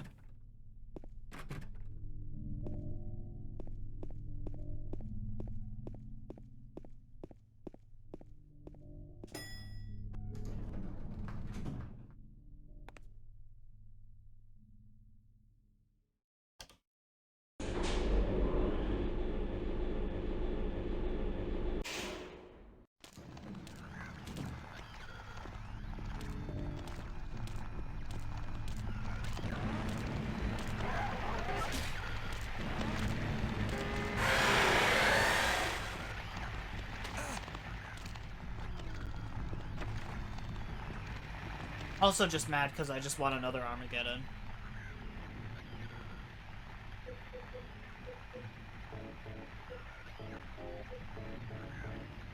Yeah, true, or just a Marvel vs. Capcom as well.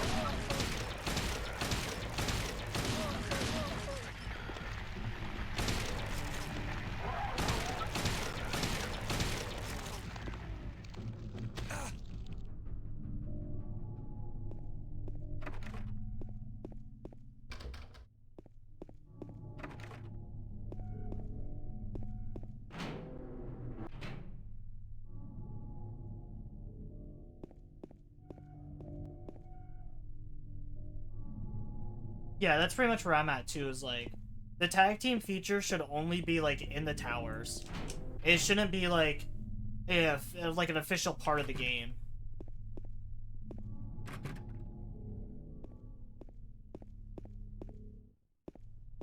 Because, like, even MK9 had it, where, like, MK9 had it where you could choose your first character, and then you can choose a second character and kind of like switch between the two. So like this has technically already been done before.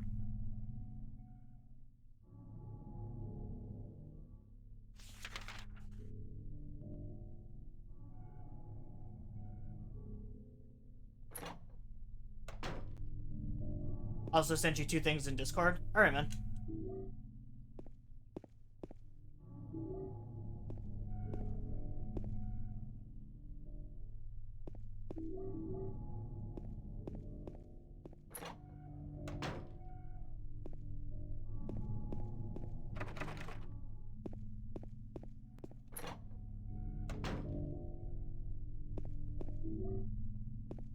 I'll still get it though because it's Mortal Kombat and like I love Mortal Kombat.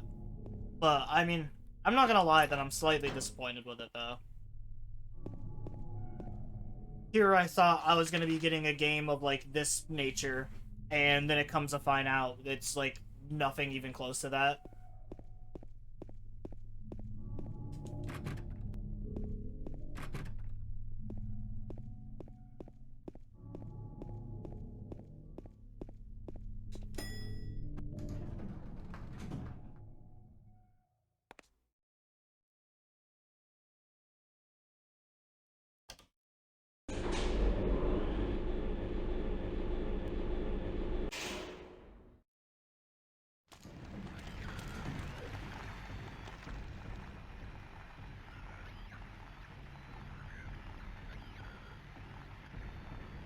Oh yeah, I've seen the polygon thing before. How there's more polygons in her ass than there is like the entirety of Res 1.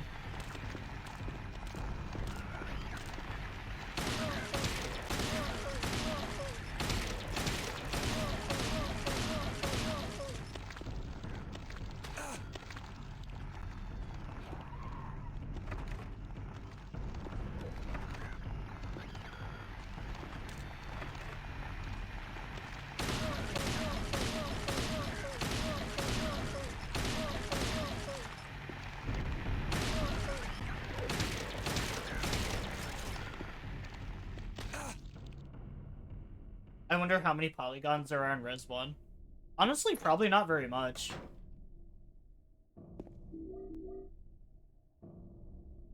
Because, like, the old Res games, the backgrounds are pretty much just, like, I guess the best way to describe them is, like, they're basically just paintings.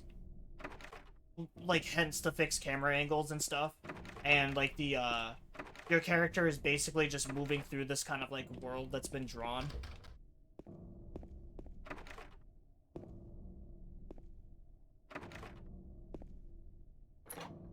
So, like, most of the backdrops and stuff are basically just, like, JPEGs at that point.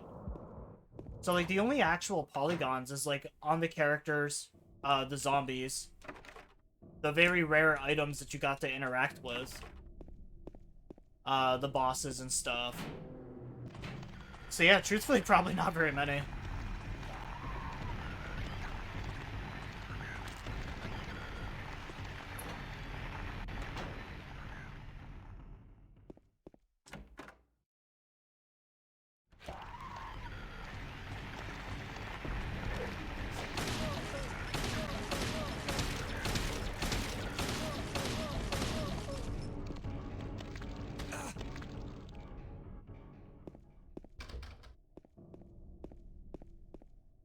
Because, yeah, that's always why, I've always loved Silent Hill, because it's, like, a true third-person game. There is a couple of locations in this game where, like, it does have, like, fixed cameras. But they use it more as, like, an aesthetic tool to, like, make certain locations just look better or, like, creepier. Compared to, like, Res, where the entire game was fixed camera angles, and that's because it's not a 3D space. Like how, Silent Hill has always been a 3D space. I know I could probably explain that a lot better, but... You know, I just play games, man. I just pretend I know what I'm talking about.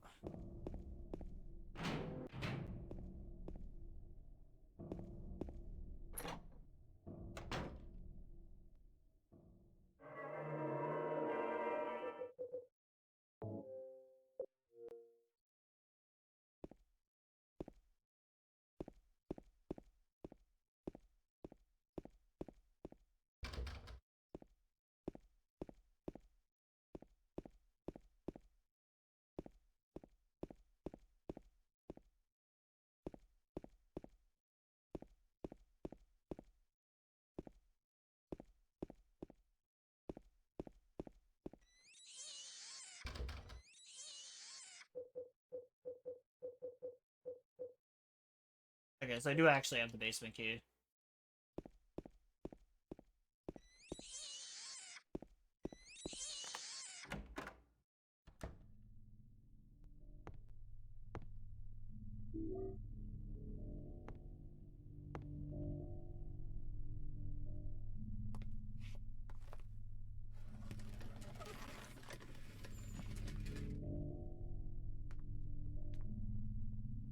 James. But I am still working on the fucking 7-day survivor though for Dead Rising, and it has been brutal.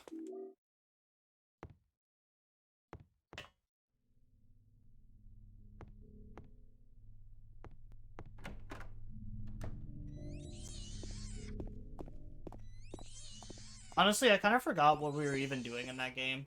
I know I just got the trophy for, I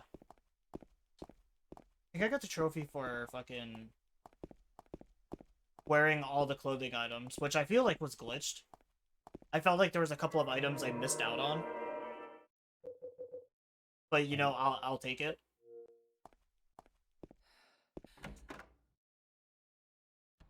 Still got a lot of trophies to work towards in that game, though. That's just the beginning.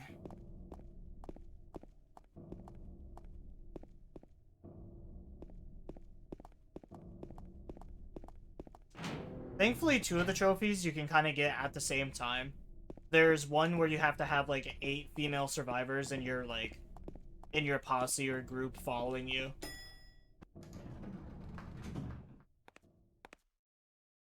Whereas, there's also another trophy where you just have to have 8 people following you in general. So you can kind of get those 2 at the same exact time.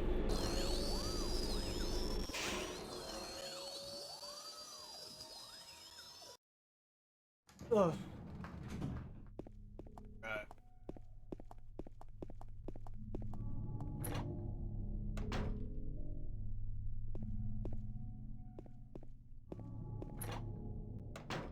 Am I gonna be free later? I have no idea, actually.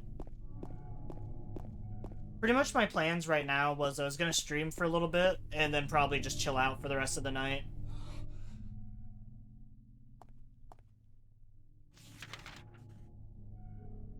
Okay, so this is the right room.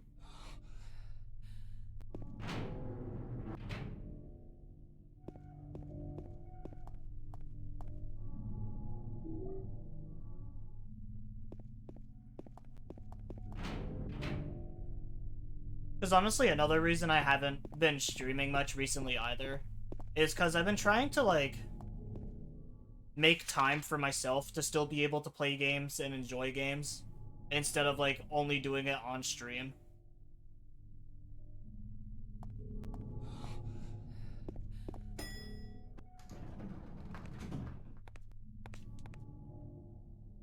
Because I really don't want stream to start feeling like a chore, because then I'm gonna start hating it.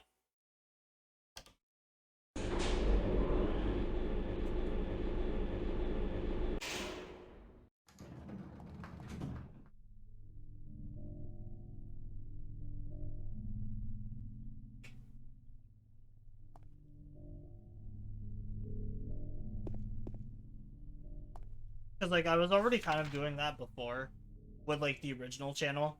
I was playing games that, like, I didn't even like, but just to have some sort of filler, I was just playing literally anything.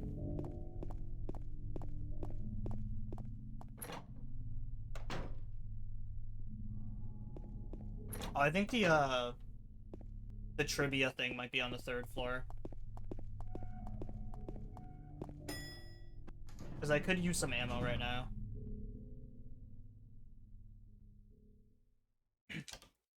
But yeah, because right now I've been playing Cyberpunk and Persona off stream as, like, my chill go-to games.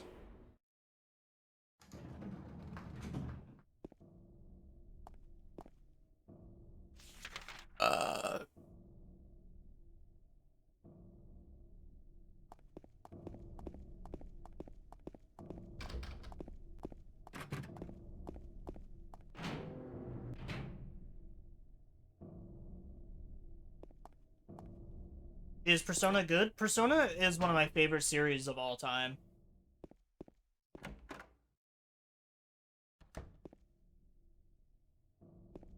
I am like absolutely in love with the Persona games.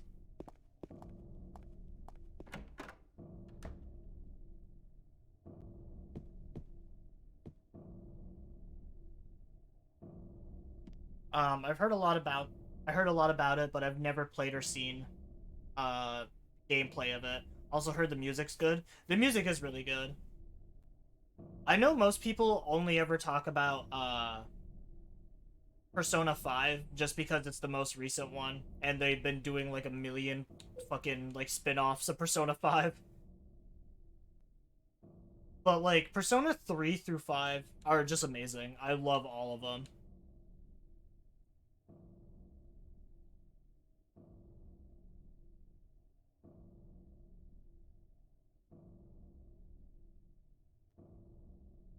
Does it not save the questions?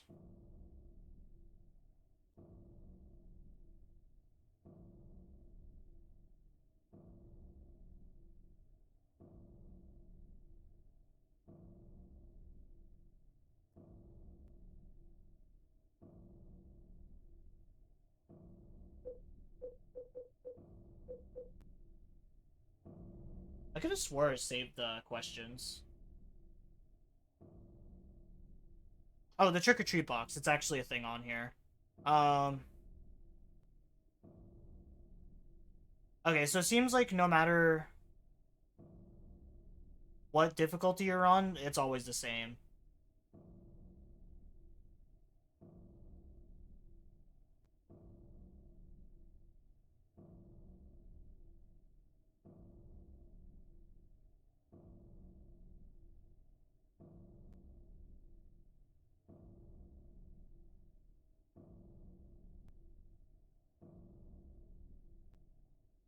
So the merry-go-round, haunted house, roller coaster, Ferris wheel, and teacup. Silent Hill is home to a thrilling amusement park that both children and adults love. The question is, what is the name of the amusement park?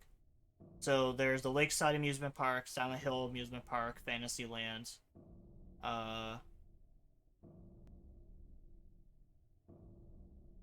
What gruesome ends? What was the name of the murderer who committed the vile act?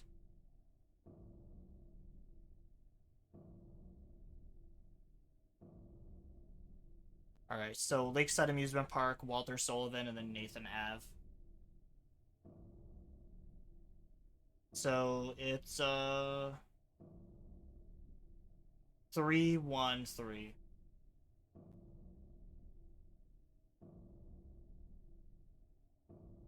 Yeah, the Persona series is amazing. It's probably one of my favorite turn-based games of all time.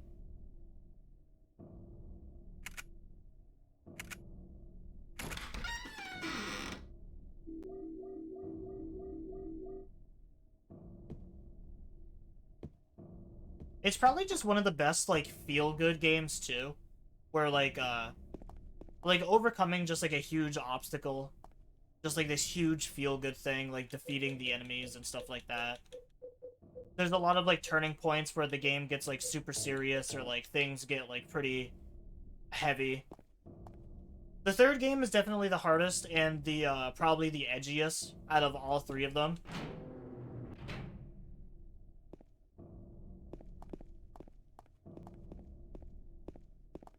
But personally, that's kind of what I like about it, is it's the least handholdy out of all the games.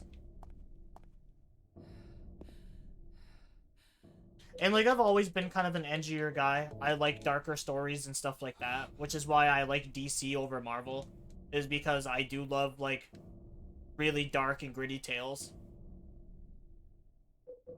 Whereas Marvel, everyone's a fucking comedian, and every movie has to have, like, a happy ending.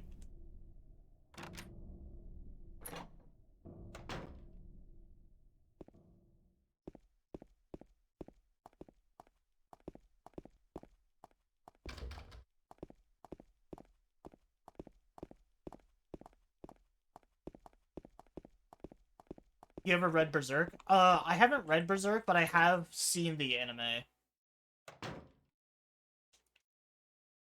That is not a feel-good anime. Like, 100%, that is not a feel-good anime.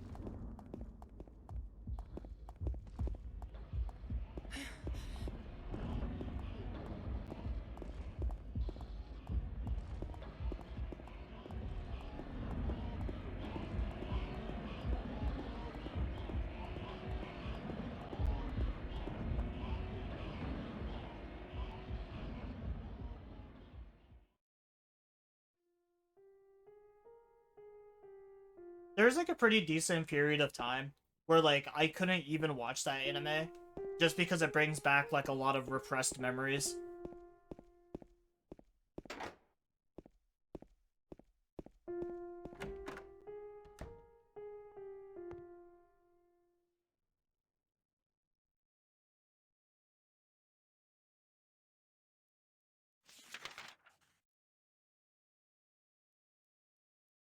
Yeah, Berserk is basically like, this is how it would really happen if like demons and shit like that started taking over the earth. It wouldn't be just this happy story where like some hero was trying to make demons and people live in peace together, or like they would just go into like war and nothing bad ever happens. No, like Berserk is fucked up.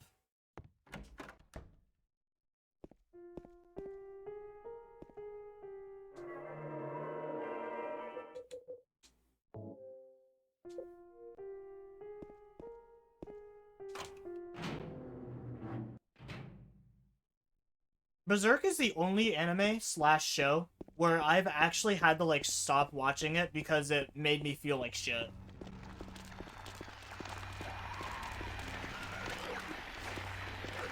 Like, there's a couple things I've cried to before just because they were really sad or like really emotional. But there has never been a show like Berserk where I've had to stop watching because it was making my anxiety go off like really bad.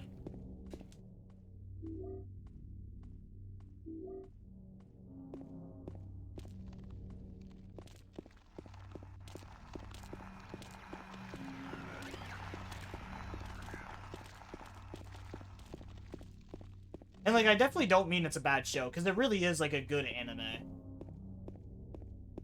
But if you want to be depressed, it is probably one of the best animes to watch for that.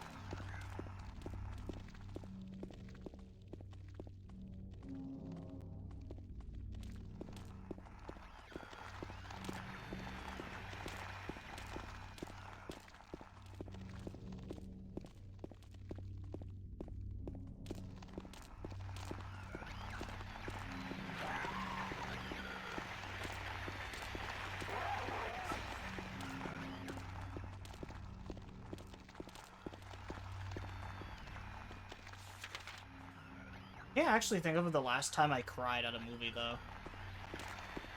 Oh, no, that's a lie, actually. I think the last time I cried during a movie was, they had, like, a live-action remake of Winnie the Pooh that was really fucking good.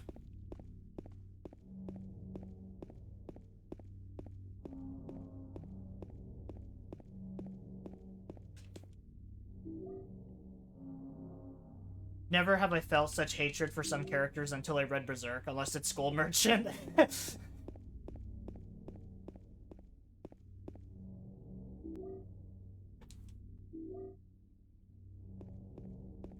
Yeah, true, because even in, like, anime a lot of the times, like, there's never a character in an anime that's just bad for the sake of being bad.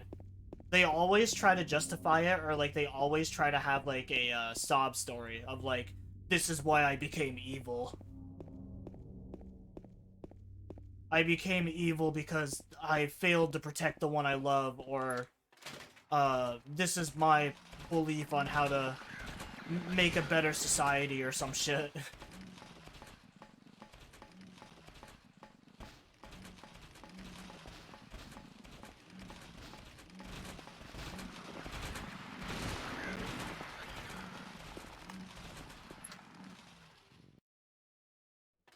And Demon Slayer is PG Berserk.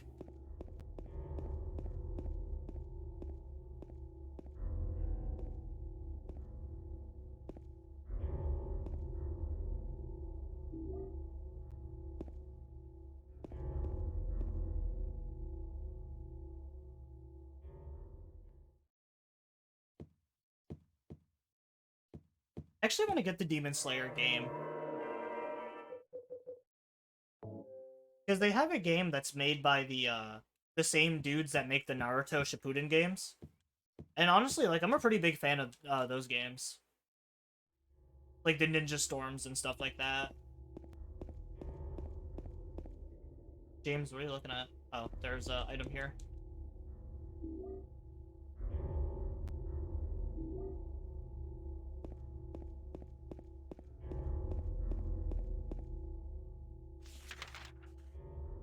Alright, so we gotta grab that wrench, make our way to the park, and then we gotta run all the way to the fucking historical site.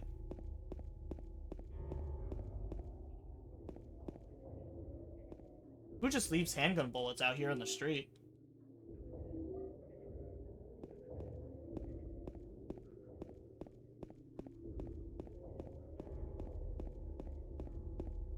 I feel like this is how most, like, people outside the US picture the, like, United States. Is you can just walk down the street and just find a fucking gun on the road.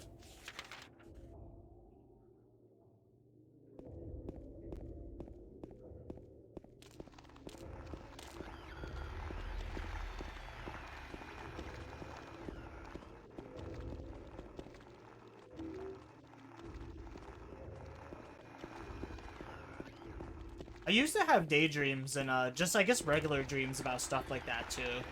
Like, what would I do if I was, like, walking out in the woods one day and I just found, like, a gun just, like, in the fucking bushes or something? I always ask myself, like, you know, what would you do if you ever found that? Would you use it for good? Would you keep it just for the fucks of you found a gun?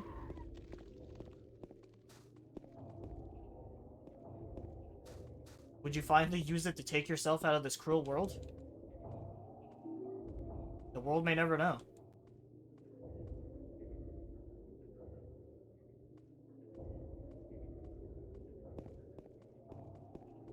I do really want to get a gun, though.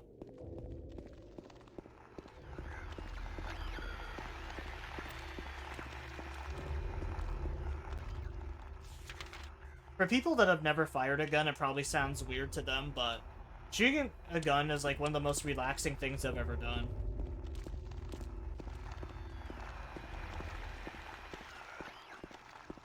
But maybe that's just the pure-blooded American in me.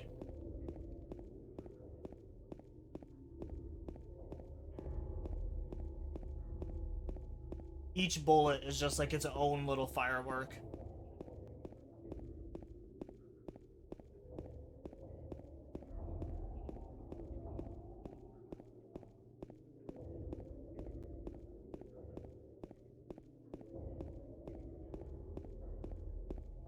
And you know what? Fuck it. Don't shame me. If it makes me happy taking an AK-47 and just firing it down a range, I should damn well take a fully automatic weapon and shoot it down the range to make me feel better. How dare you shame me?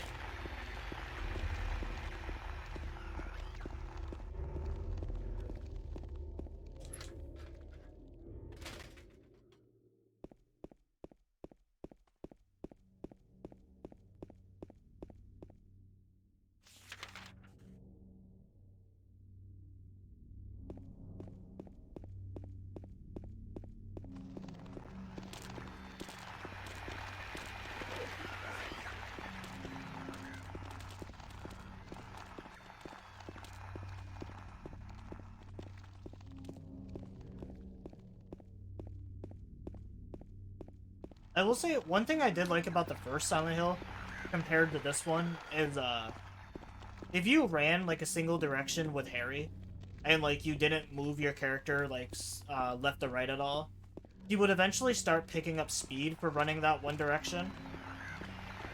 I kind of wish that was a mechanic in this game.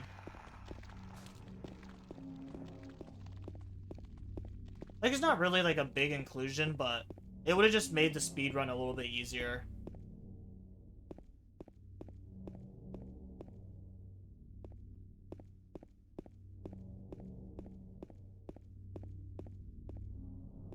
Alright, where is this, like, stat? There it is.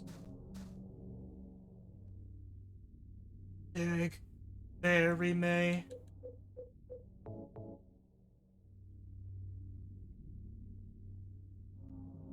I used the wrench. I found a key.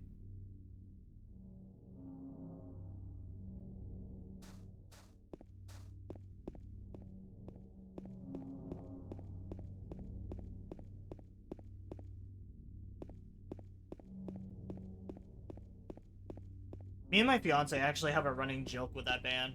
Fucking Mudvayne. Some of their songs are pretty good, like, obviously the main one I think people know is Dig.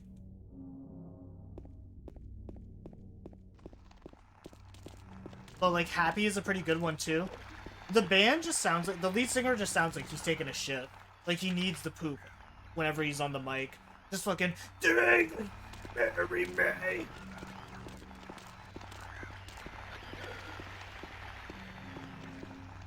I like how the Souls games are clearly inspired by Berserk.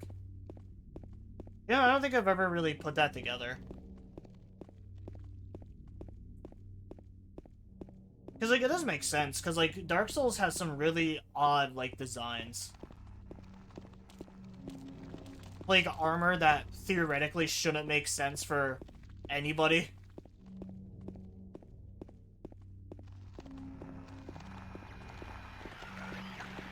Like, one of the first dudes that you encounter in Dark Souls is, like, that dude in, like, it's, like, decked out in, like, what looks like black obsidian armor. And he's using, like, a fucking giant tooth or just curved stone, basically, as, like, a weapon.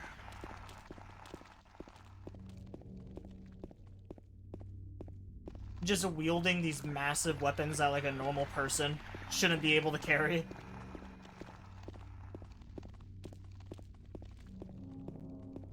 I still need to play Elden Ring.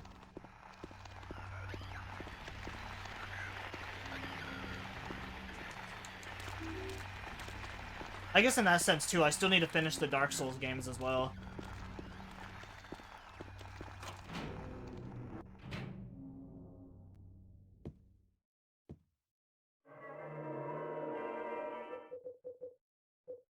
Because, like, I do like Souls games.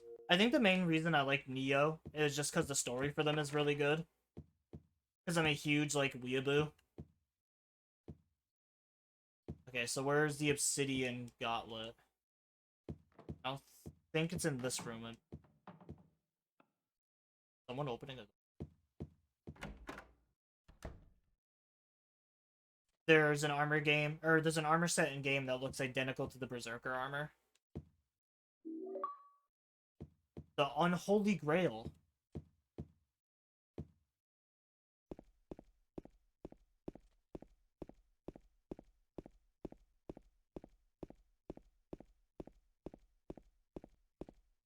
Also, I don't understand how James trying to resurrect his wife is supposed to be the bad ending. Like, I know it's supposed to be like, James is losing his sense of reality.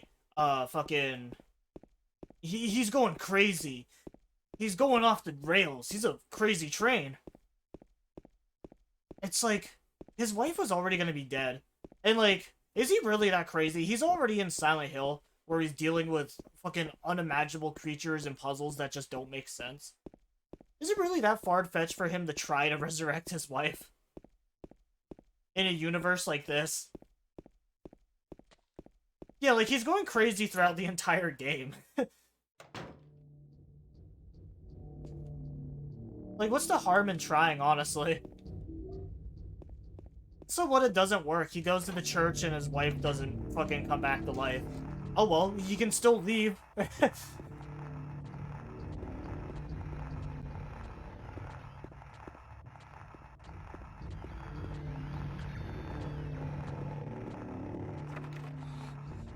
mean, I guess it is true. If it's based off his mentality, then yeah.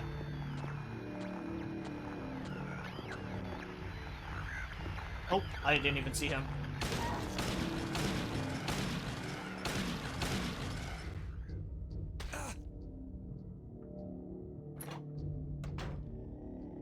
Yeah, I guess that makes sense. I'm kind of talking from, like, if this world was actually pre-built, which it's not. That is a very good point.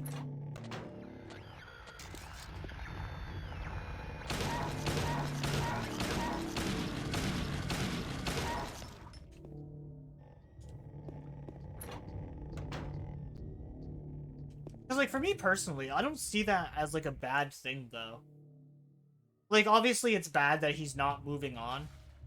But, like, to me, that just shows that he loves his wife and that, like, he does actually regret killing her.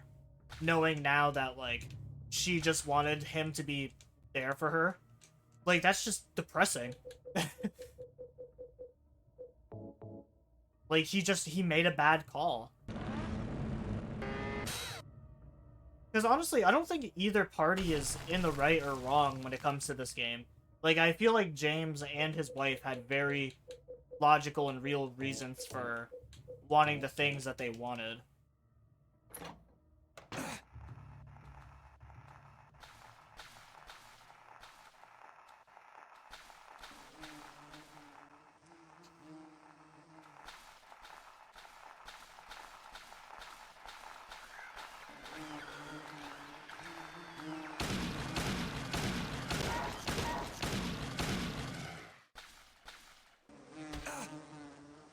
You know, I mean, it kind of be like if my fiance left me like tomorrow or something.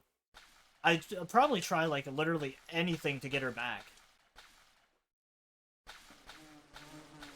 Like, we've been together for like... We've known each other for 9 years, and then we've been together for like 7. Like, that's a long time to spend with somebody, and just to like call it off. I would do like literally anything in my power to like fix that.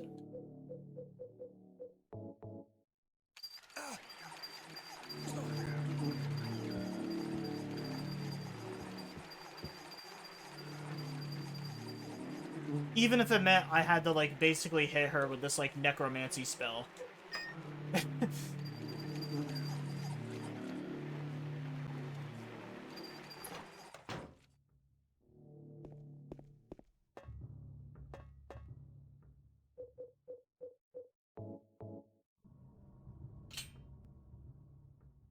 The real question is if James actually successfully resurrected his wife, which would be necromancy, would that make James a necrophiliac? These are the real hard-hitting questions that we should be asking ourselves. Yeah, I feel ya. Necrophilia.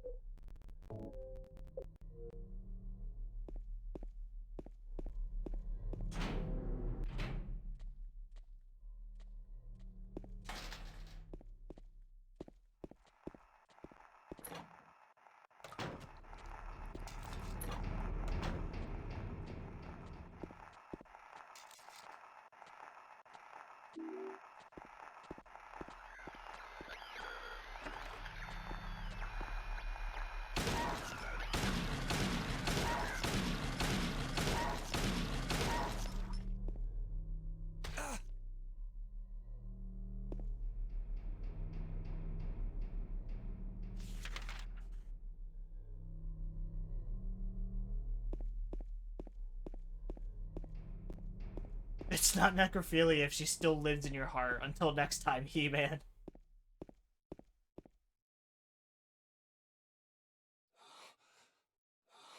God, every time I think of He-Man, I always think of that one song where it's just like, it's so I cry sometimes when I'm lying in bed.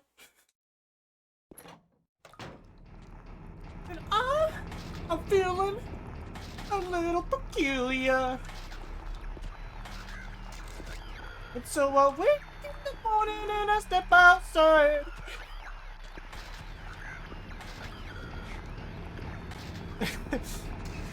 And I say, yeah, yeah, yeah, yeah. I hope my neighbors can hear me.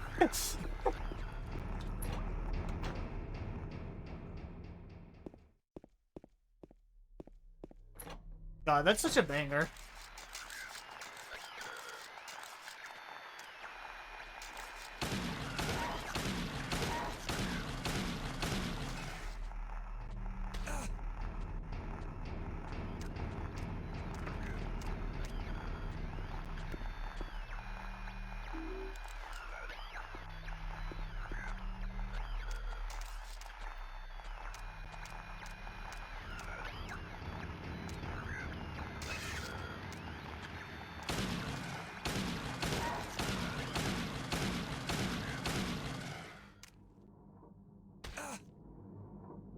One of my favorite voice impressions to try doing too was Skeletor.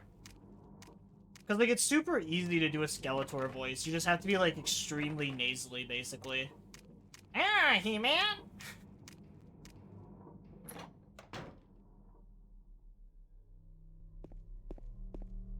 Me and my buddies used to, like, do that voice all the time. I've got a bone to pick with you, He-Man.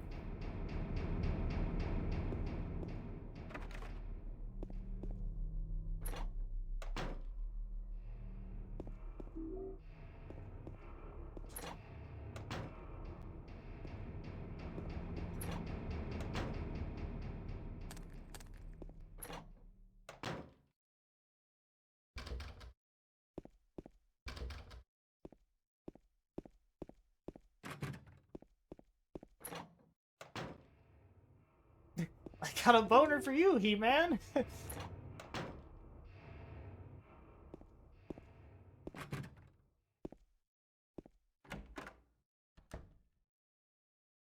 you know they had a live-action He-Man?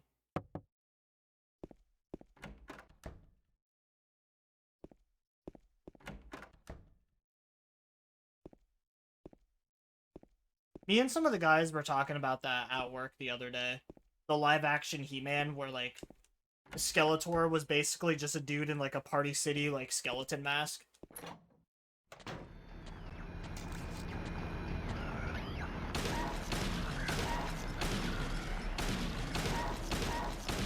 Yeah, there is. It's from, like, the 1990s.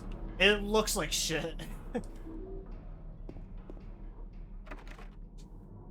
If you've ever seen, like, the goofy costumes in the OG Mortal Kombat movie, it kind of looks like that.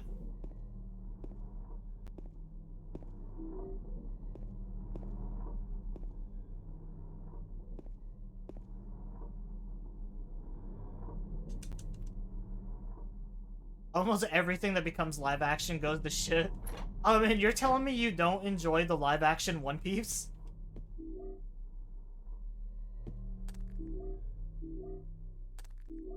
Because people were totally asking for a live action of that too. It'll go on the list of shitty live actions like fucking Cowboy Bebop. I was personally offended by that because Cowboy Bebop is one of my favorite animes.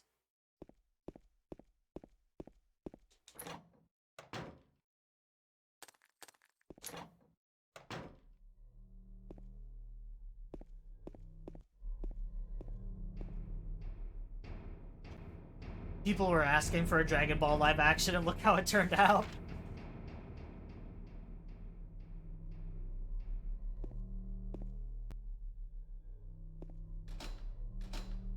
Yeah, Cowboy Bebop's got one of the best openings of all time. Such a solid anime. It's short and sweet, too. Like, you're not gonna have to spend, like, a lot of your time to watch Cowboy Bebop.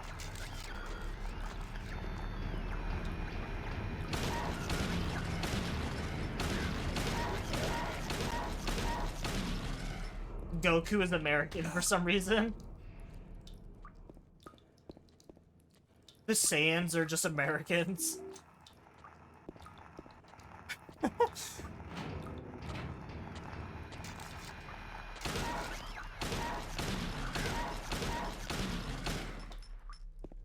Just an American dude just, like, invading a fucking country of, like, Japanese guys. Or, like, a planet of just Japanese dudes.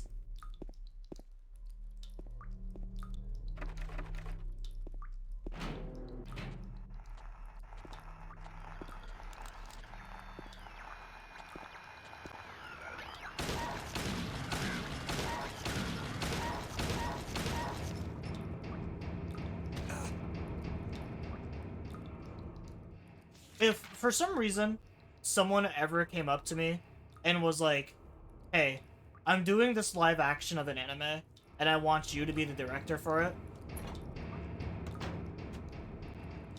If someone came up to me and was like, do you want to do a live action of Dragon Ball? I think I'd have to go with making Master Roshi fucking Hulk Hogan.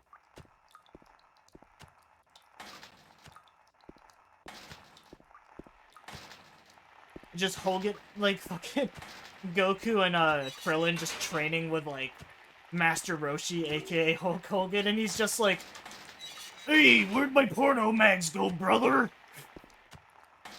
Oh gosh, geez, sorry, Master Roshi.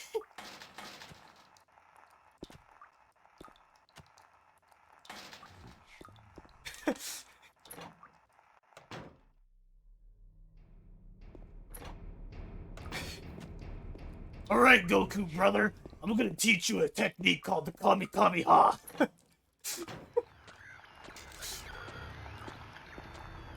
Ooh, yeah.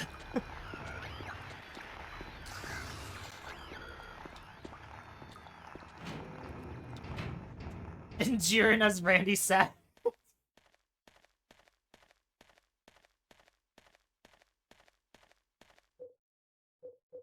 God, we gotta write this down.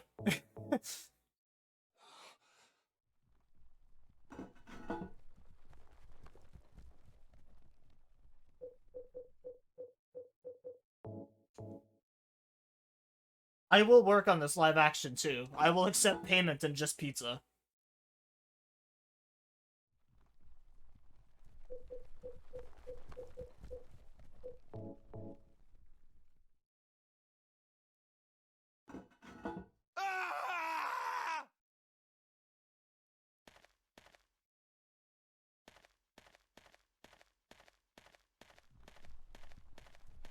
Hulk Hogan is another super easy and like fun voice to do.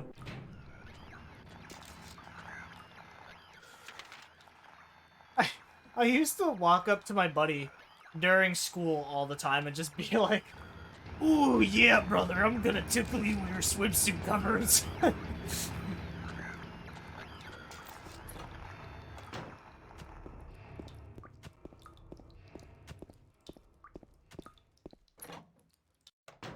No, no, don't touch me there. That is my no-no square. Oh.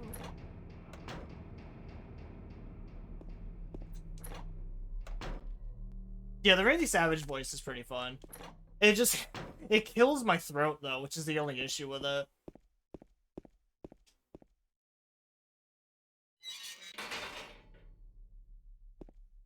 Oh well, at least my throat game is still stronger than my fiance's fucking dad!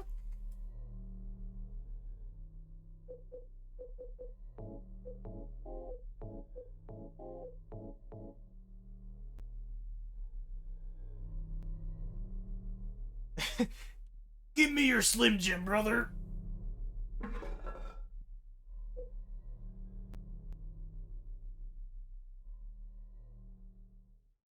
There was actually a dude at the Comic-Con that kind of looked like Hulk Hogan.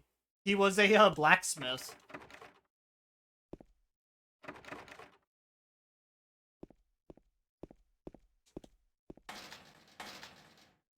Oh, what door is it? Oh, the back door.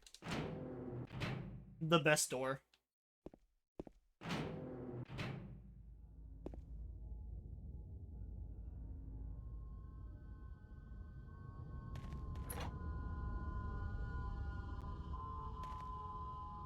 Fuck me in my ass, cause I love Jesus.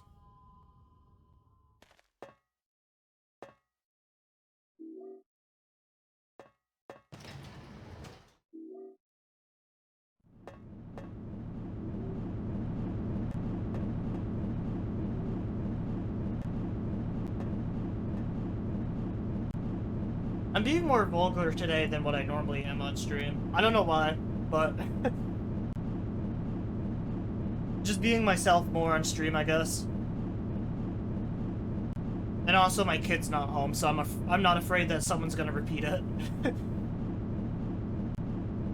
Children are basically like parakeets. They'll, like, copy anything you say.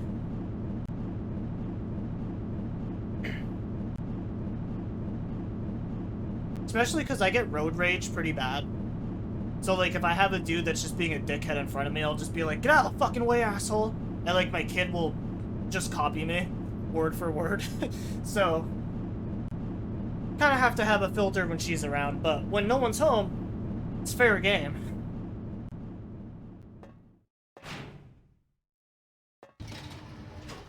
But you know what? It's funny, though. As long as she's not doing it at school, totally fine.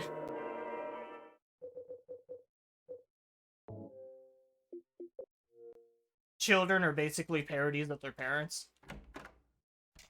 Well, it is yet to be discovered yet if she's autistic like me and her mom.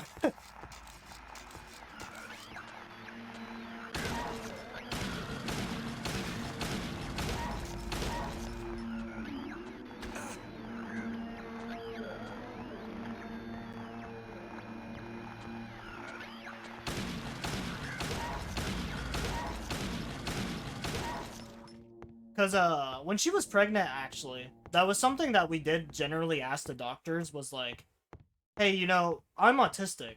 What's the likelihoods of my child coming out autistic? And I think it's like, depending on like which parent has the autism, the odds of it are increased. But the fact that both of us are autistic, kind of makes me wonder the likelihood that my kid's also gonna have it. Not that there's anything wrong with that, of course. Like, this is just me trying to be a funny. It's not me trying to be offensive.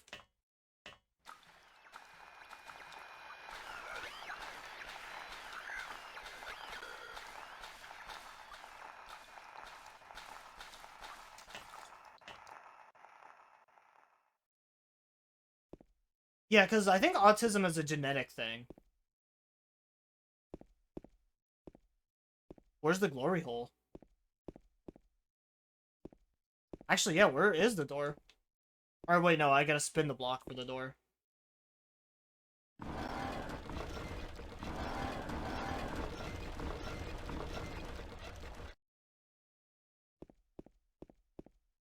You know, I blame my mother. Her smoking cigarettes in the car is what caused me to have autism.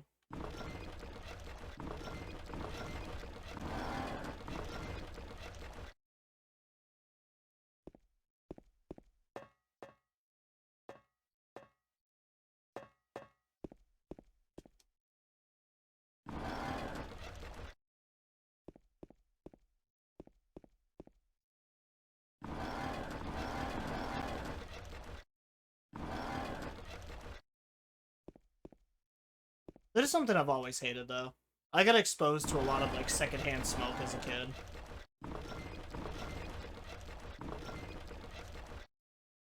So it really is no wonder why I have asthma at this point.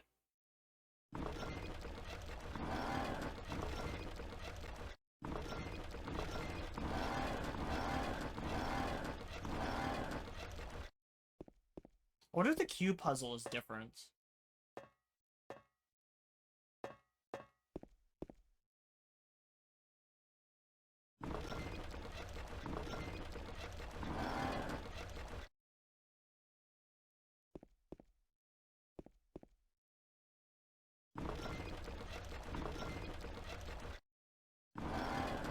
I feel like I'm more humorous with you than Mr. Grayson. I don't understand Grayson's sense of humor. Yeah, honestly, like, I've been following Mason for like 7 months now, I think. I really don't get what his humor sense is either.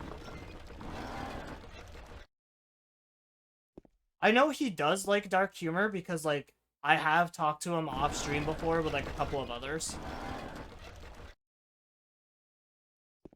I don't know, it's really weird. Mason on stream is very different than Mason off stream.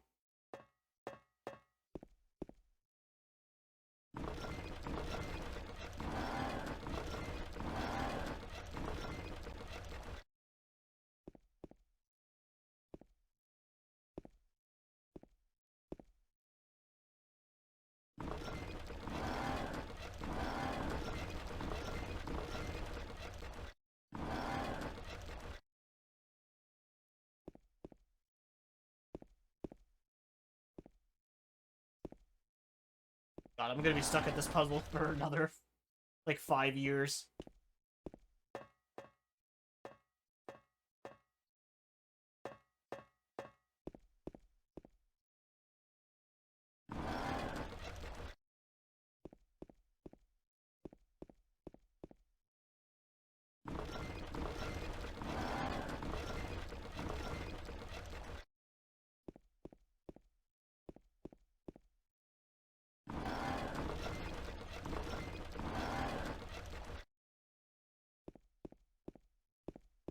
He still seemed like a jolly Canadian stereotype off stream when we were playing. I mean, I guess to be fair, it was his friends that were making, like, the like, off-color jokes and just, like, edgy humor. And he was kind of just laughing at it. So yeah, I guess in all fairness, I really still don't know what his humor is.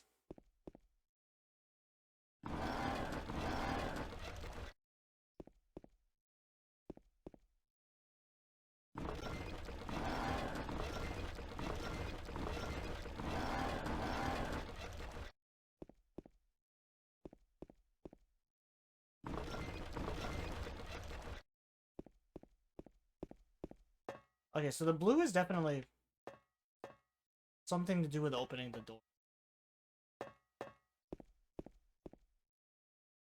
But yeah, I feel like I don't know much about Mason, and that's just because, like, every stream is kind of just a rehash of, like, the same conversations.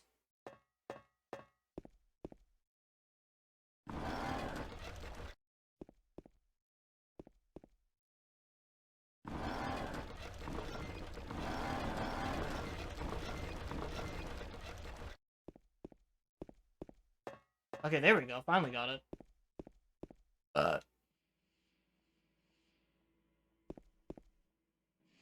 Because, like, he only ever likes to talk about Dead by Daylight, but then there's, like, there's practically nothing to talk about during his matches unless it's just molding, basically.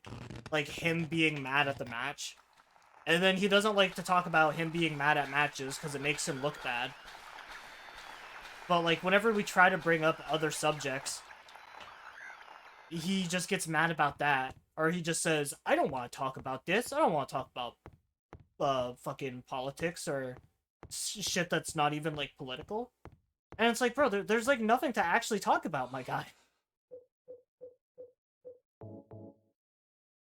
We can't talk about DBD because not enough happens in the game, like, to really have an entire stream of just shop talk.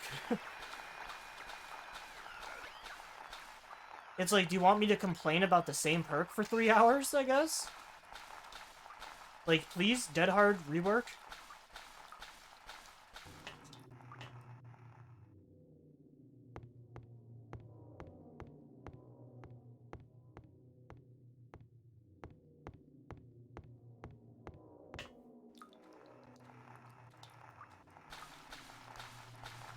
Please nerf Mad Grit.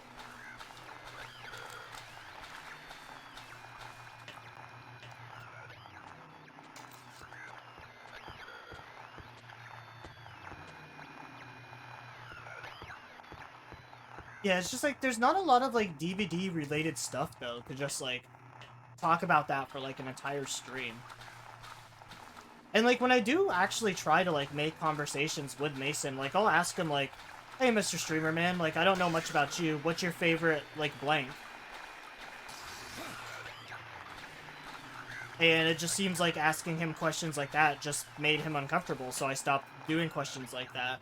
And it's like, I've been trying to have a conversation with you, my guy, but you're not letting me.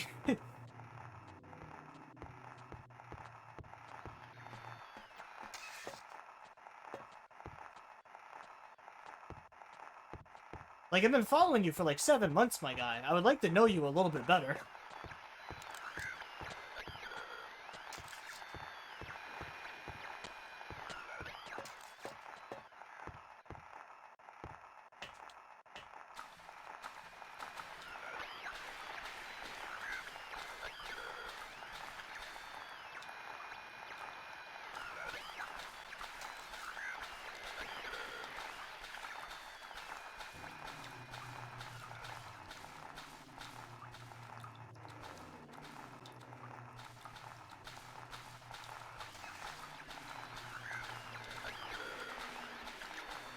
Like, if I'm gonna dish out the dinero, I at least want to make sure you're a cool guy.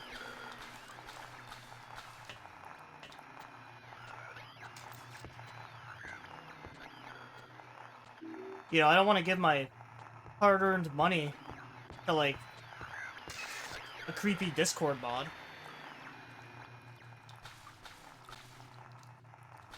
I like how that's become an insult, too, just calling people a Discord mod.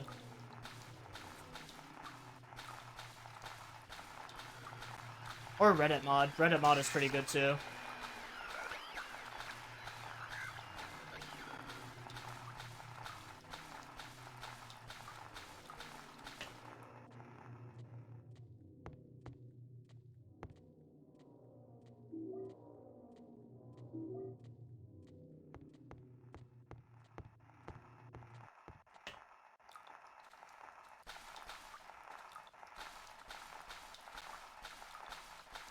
Maybe it'll be a poll. Is that fucking Pyramid Head?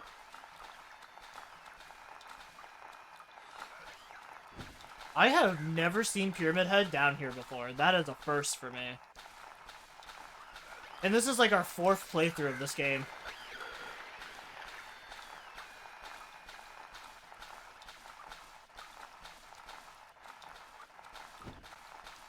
See, this is what I love about coming back and replaying these games, is like, I still find new things that surprise me every time.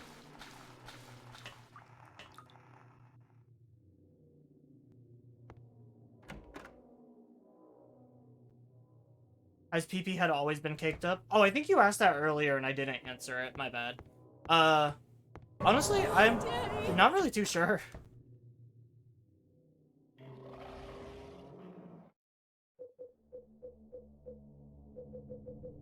I'm gonna say yeah. I feel like he's always been pretty caked.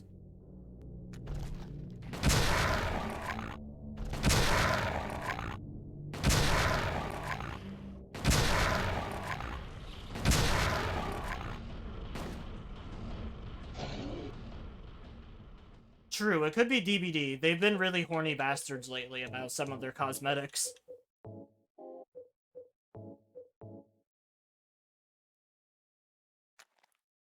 With a lot of, like, the female design and stuff of, like, the characters in Dead by Daylight, I feel like a lot of the guys that work there just have, like, some sort of tall women or, like, domination fetish.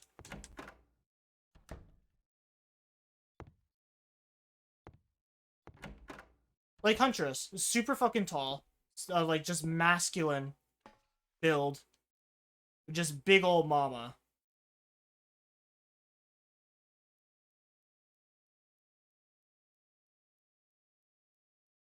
They pretty much confirmed they're in their feet. Did they actually really?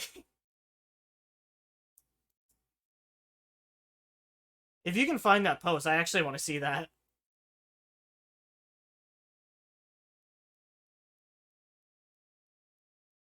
Alright, so I think embezzlement is the same as swindling.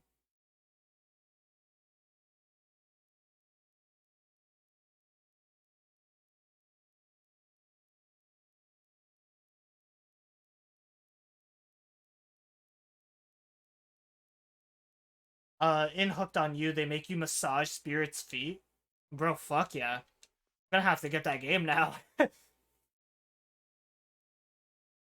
Oh wait, this dude's a swindler. Then what does embezzling mean? Oh, embezzling is counterfeit. My bad.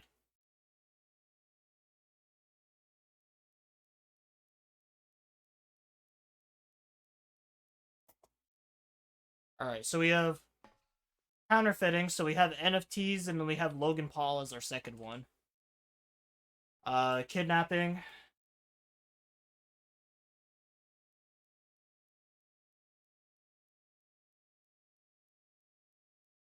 And almost every female killer has their feet out. You know, that is true. Hag doesn't wear shoes. Huntress is barefoot. She just has tape around her feet. Spirit doesn't wear shoes. Onryo doesn't wear shoes. Although, I guess to be fair, she's not an original one. The artist doesn't wear shoes.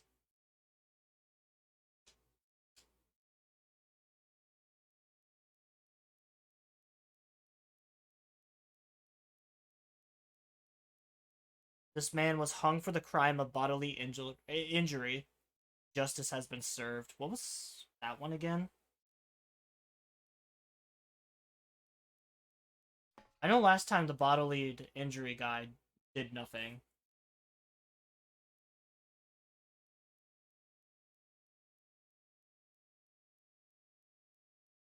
Dole Merchant's the only one with shoes. Yeah, that's true. But she's evil and the others aren't.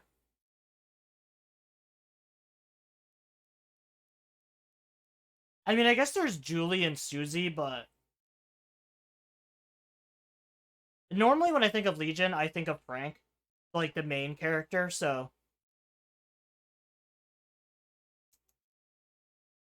Bro, what the fuck is embezzling? Is embezzling different than scam and counterfeiting? What is this?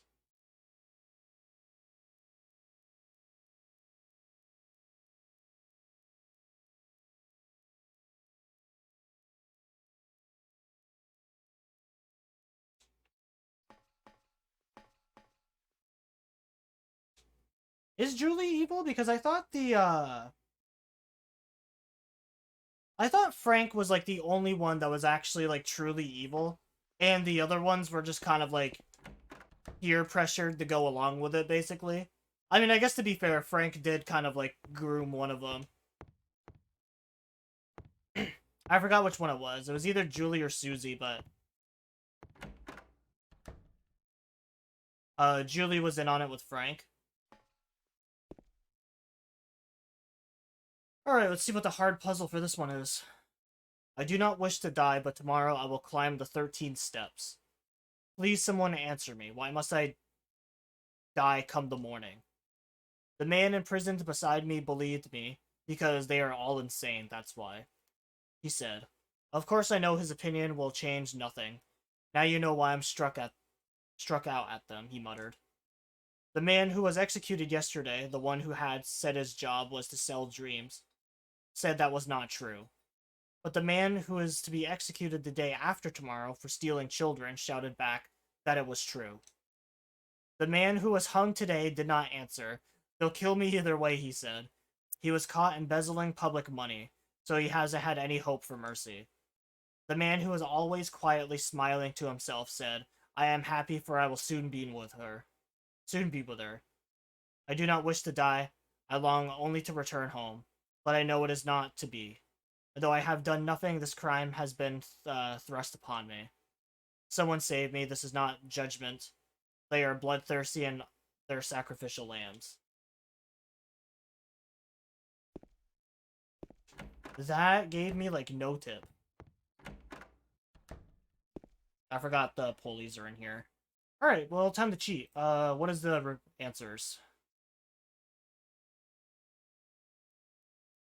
Free the innocent man. Alright, hard mode.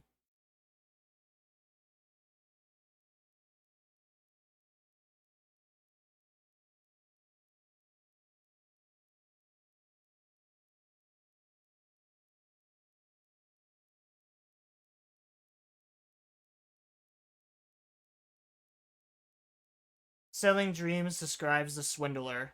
Think of a snake oil salesman. Stealing children describes a kidnapper. He was caught embezzling public money describes the embezzler. I am happy for I will soon be with her describes the murderer. Think about James. They're all insane. Now you know why I stuck out at them. Describes the bodily injurier. So the non-guilty one is the counterfeiter.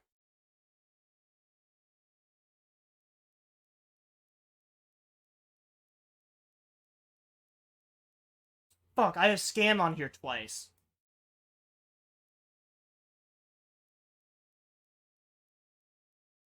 I think number 5 was the counterfeiter.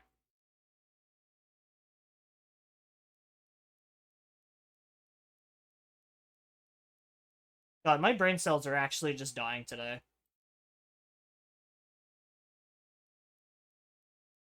Which of the Paul brothers is in the boxing? That would be Jake.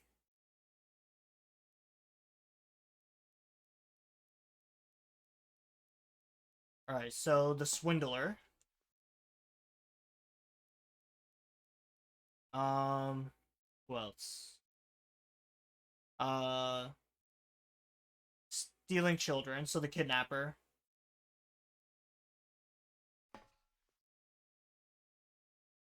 Is he good at it? Not really. Like, obviously, he would beat my ass in a fight, and I'm probably, like, the average person. But when it comes to, like, actual, like, hardcore boxing matches against, like, actual professionals, he, for some reason, has been going against, like, people who are in different industries. So, like, people who aren't even boxers, like, maybe MMA or just, retired, like UFC fighters or something. Basically, he just goes after a bunch of old guys that he can easily just get wins over.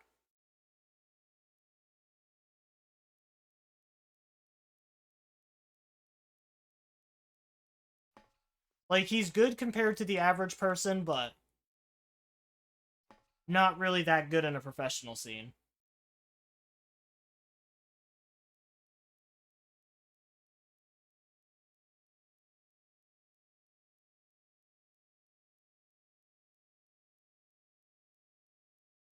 Yeah, he's basically just boxing, like, retired people.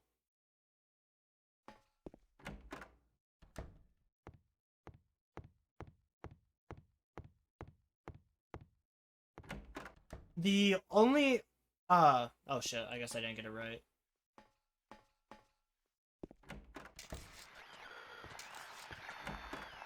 The, like, only legit person that he's beat in, like, a match was, a guy who has, like, the worst, like, win-loss record when it comes to, like, UFC fights.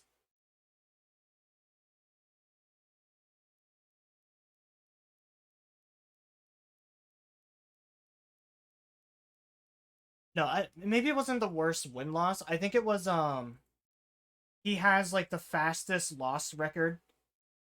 He basically lost a match in, like, 30 seconds or something like that. So, yeah, he's just fought really, like, shit competitions.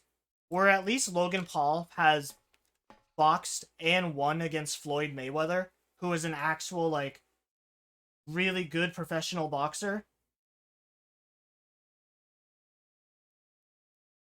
Because honestly, at this point, Jake is kind of, like, just riding his brother's coattails.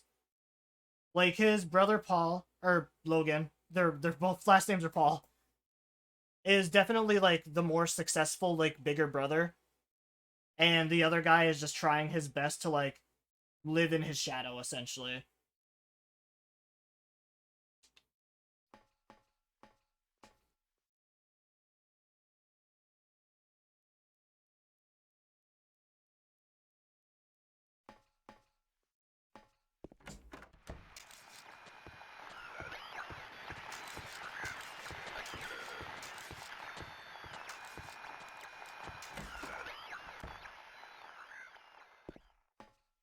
Logan seems more like an ass. Honestly, I don't like Jake. I think Jake is probably the worst out of the brothers. But my only actual issue with Logan is I don't like the fact that he scams people.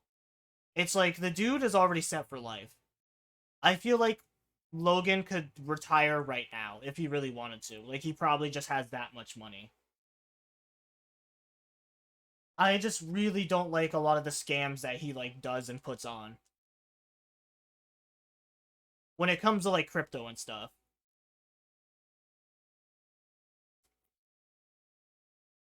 Because, like, credit where credit's due, Logan Paul is actually super good in WWE. Like, he's an amazing performer. He puts a lot of work into what he does for, like, WWE and stuff like that.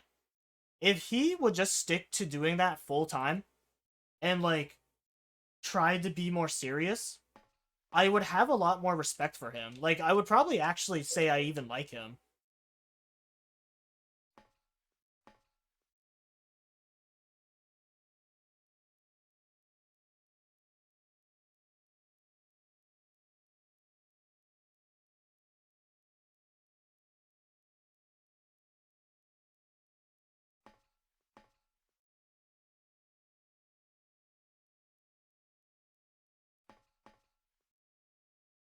Alright, so that's all 5. I don't think I pulled the 6th one.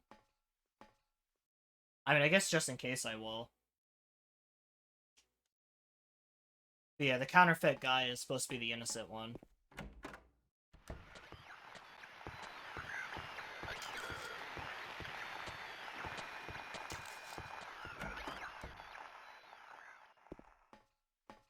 But yeah, because, like, Logan Paul did some fucked up shit in the past.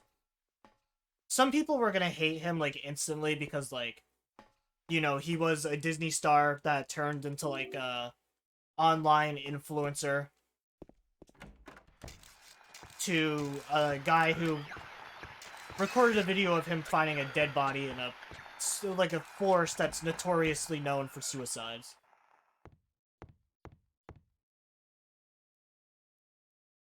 But I do believe people can change. I just think that he was trying to force the change and get that image out of people's minds, like, way too quickly.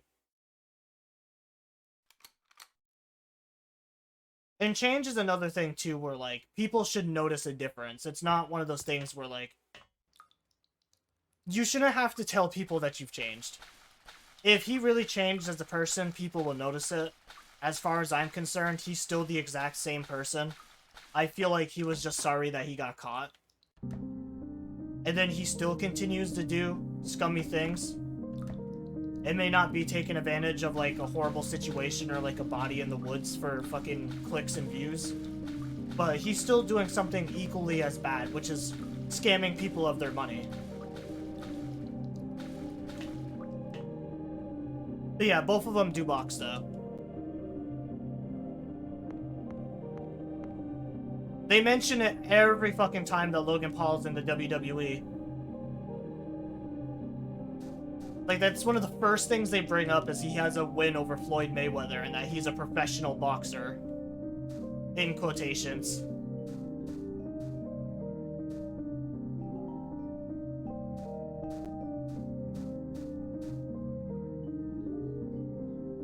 Even though I think in order to call yourself a professional boxer, you kind of need to have more than, like, 10 fucking matches.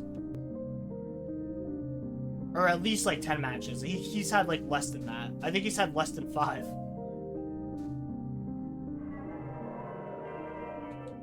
And boxing matches against other YouTubers don't count. Him beating up KSI means nothing to me.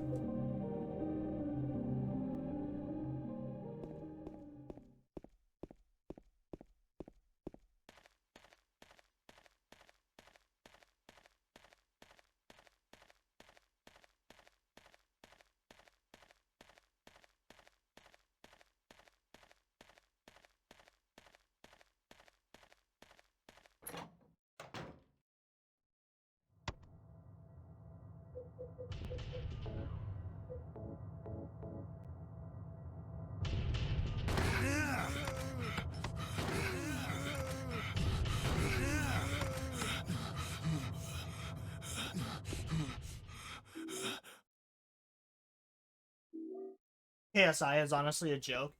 Yeah, they brought him to WWE a while ago, too. During WrestleMania, it was Seth Rollins versus Logan Paul. And they had fucking KSI standing out at ringside, dressed up as a Prime bottle.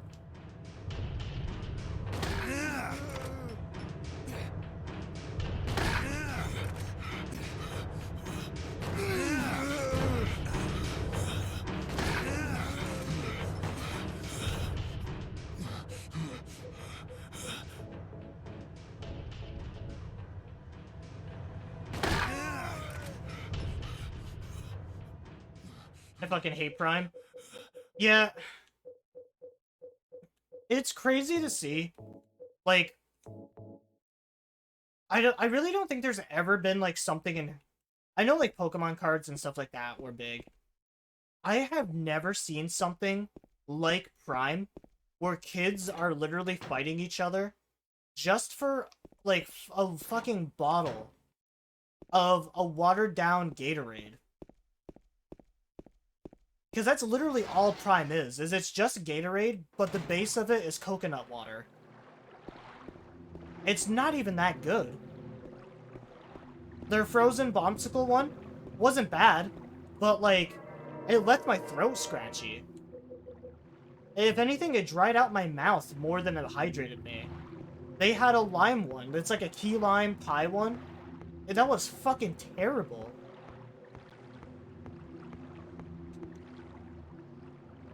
Yeah, pretty much just dehydration in a bottle.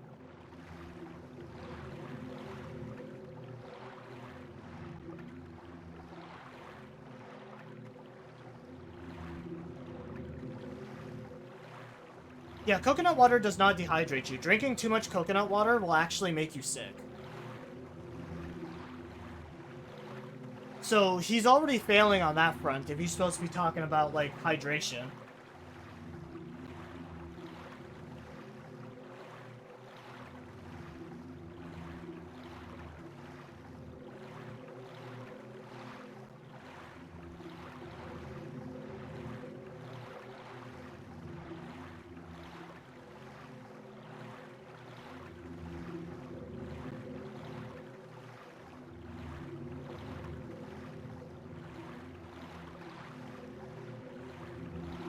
I know, it's really weird to me that, like, kids will basically fight each other for, like, bottles and cases of Prime, when, like, it's not that good of a drink. And what kind of clout are you gonna get for just having a fucking drink? That's basically the equivalent of, like, when people used to buy Monsters, drink them, and just display the Monster cans on their shelves. Me. Like, it's basically that same mentality, except Monster tastes better and is way fucking cooler.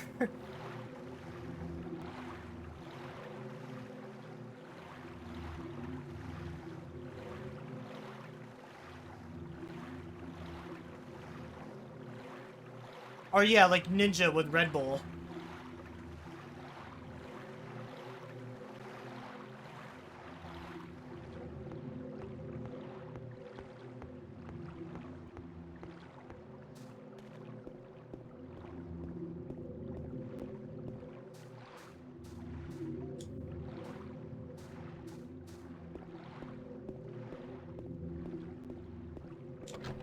But yeah, I still need to figure out how I'm supposed to, I lost my train of thought now. Oh, the trophy for beating that, like, boat run in a minute 30. I need to figure out how to do that still.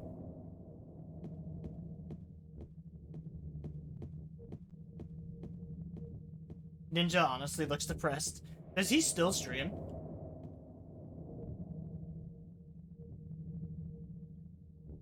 I feel like I haven't seen Ninja stream in forever.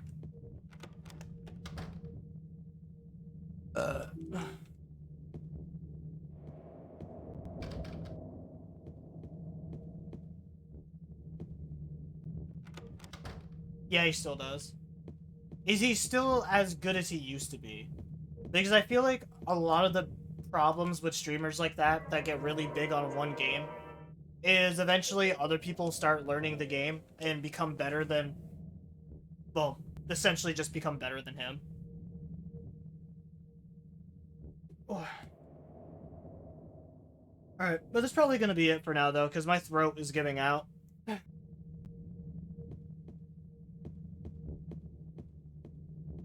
Alright, so I guess welcome back to Silent Hill, everyone.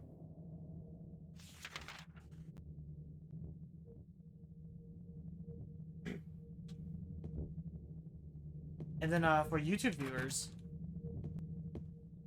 you know, it's gonna seem like I wasn't even gone.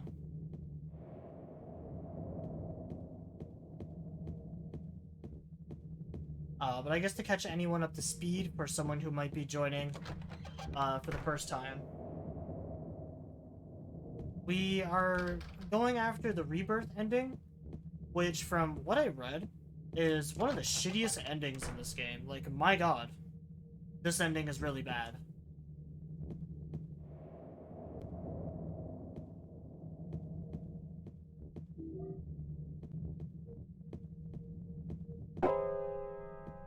So, I read about this ending last stream.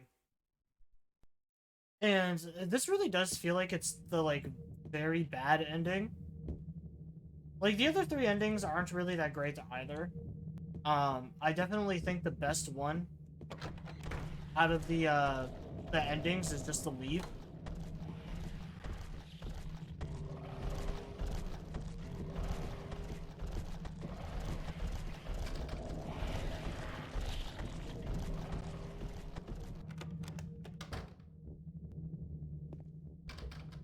Because the leave ending, James pretty much just, as the name implies, just ups and leaves Silent Hill, and kind of like the memory of his former wife behind. Which is essentially what she wanted, was for James to just, to move on, be able to live his life. Hey.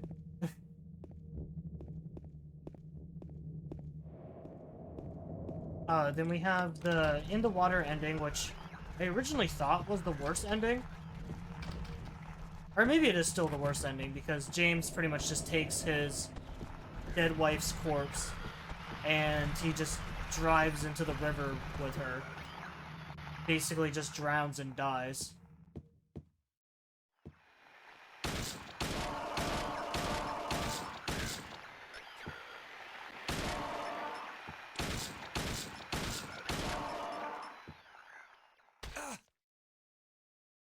And then there's the Maria ending where he pretty much just like outright replaces his wife with a doppelganger that was essentially just made for him. Because I'm pretty sure Maria is just like the rest of Silent Hill. She's just like a manifestation of like James's psyche and stuff like that.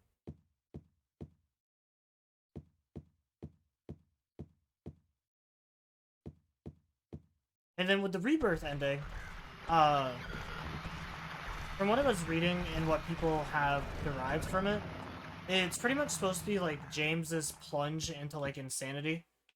He somehow convinces himself in his very non-well-off mind that it is totally doable and possible for him to like resurrect his dead wife by collecting these various items throughout the game.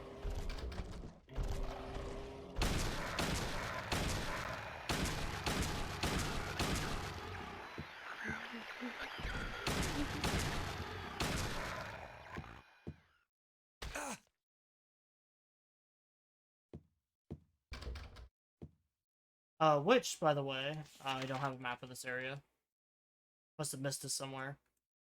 Which, by the way, we do have 3 of them. We have the Obsidian Gauntlet, the White Chrism, and the Book of Lost Memories.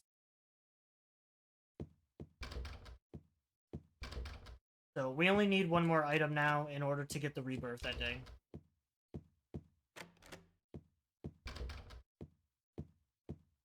And then unfortunately, that's still not the end of it. We have 2 other endings that we have to do.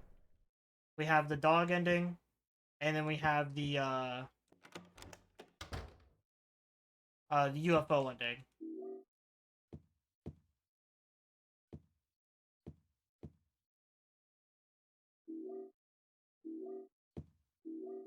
Which honestly, I really don't mind. I know I made it sound like it was a bad thing. But to be fair, like, this is actually a really decent game, and you can finish a run in just about like 3 to 4 hours.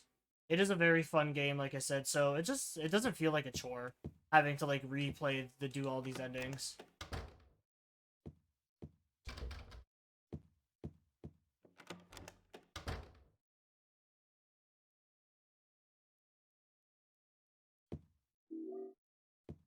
Now I just have to remember if it spawns in if it spawns here or if it's in the nightmare ending.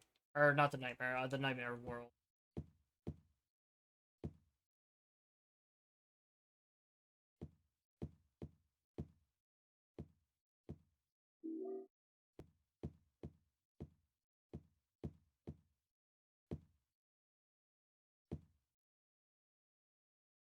I feel like it's definitely in the nightmare world where we pick up the last book.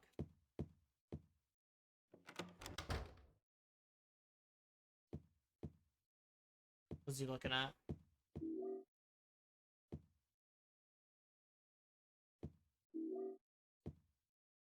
Oh, I never even knew there was handgun bullets over there.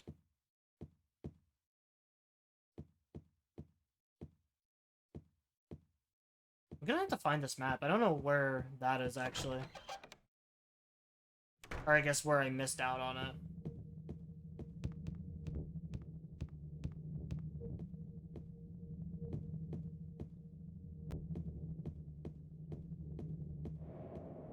But yeah, the plan for right now is there's not a whole lot left.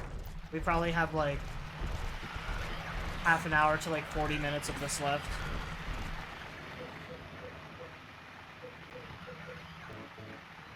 So after we finished up this game, I was gonna have us go back to the Dead Rising 7-day survivor grinds.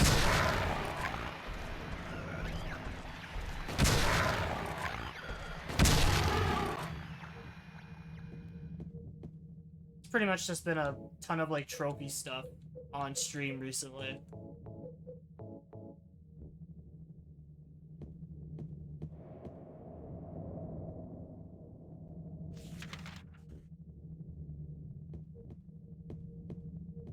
Alright, so now I got the map.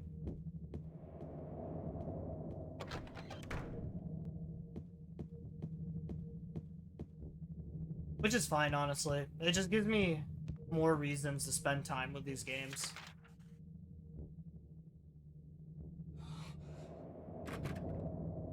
Especially since, like, I never really got a chance to experience a lot of these other, like, endings and stuff. I would kind of just, like, do the one playthrough, and then just leave it at that.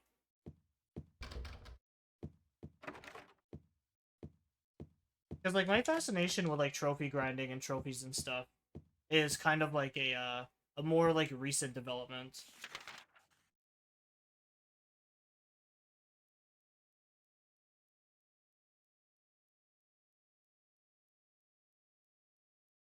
Because really, I would only ever play, like, games, like, a very limited amount of time.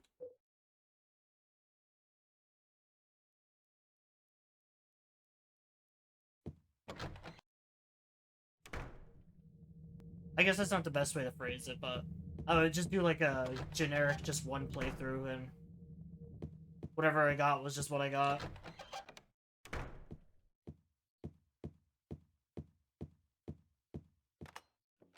But now I've kind of, like, always, trying to get, like, a 100% completion for games. Just makes me feel satisfied, and, like, I've been there, done that.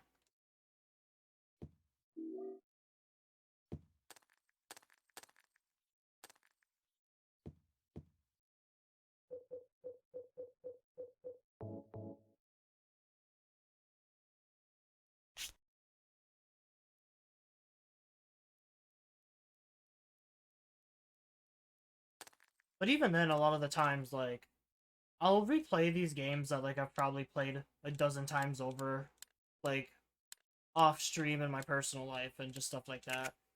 And, like, there's still new things that I discover about these games almost every time I replay them.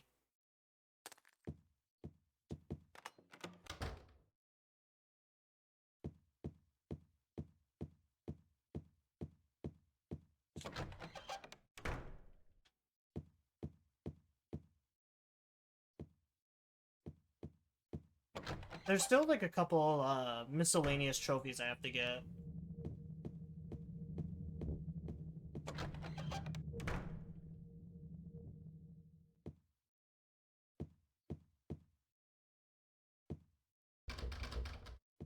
I forever hate Grayson and Wason.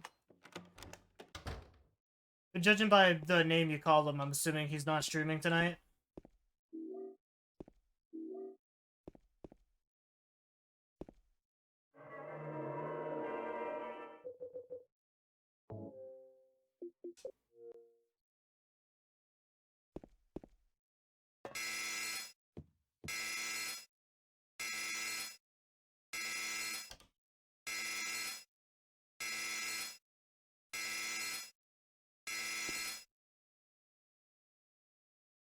Fuck! Fuck! Fuck! Fuck! Fuck! Fuck! Fuck! Oh!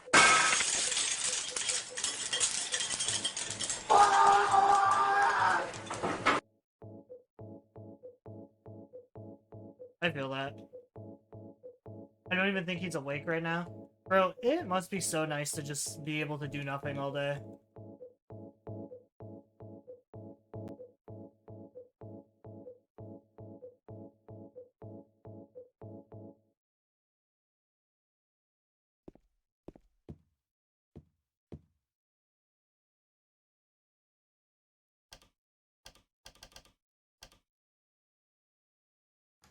Like, I wish I had that free time again to just do literally nothing all day.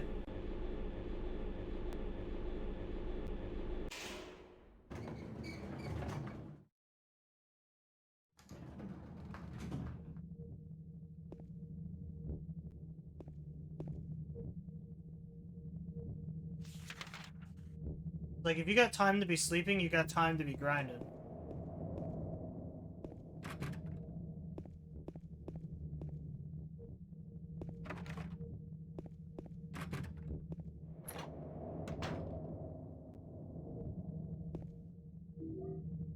Admittedly, though, I also haven't been uploading as much as I would like. Or streaming as much as I would like.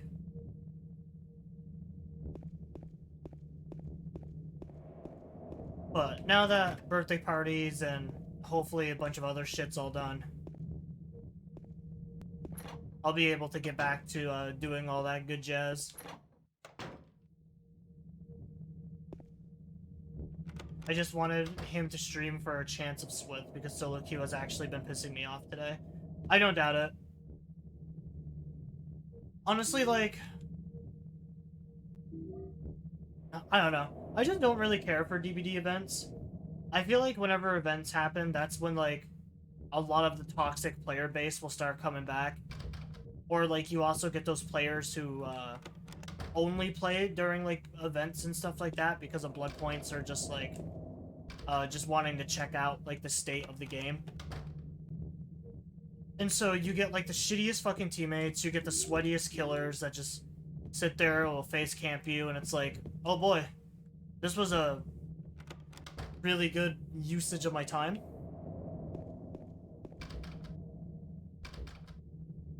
It's like, yeah, I still get, like, 100,000 blood points, but I barely got to play the match. Which was the point that I was trying to make to Mason last time. It was nothing against the Ghostface. The only issue I had was we were getting camped to second hook almost every match we were playing. Against the Spirit, against the fucking Shingularity. And, like, I get it that we're getting a lot of blood points because it's the anniversary, but that's still not an interesting or fun game.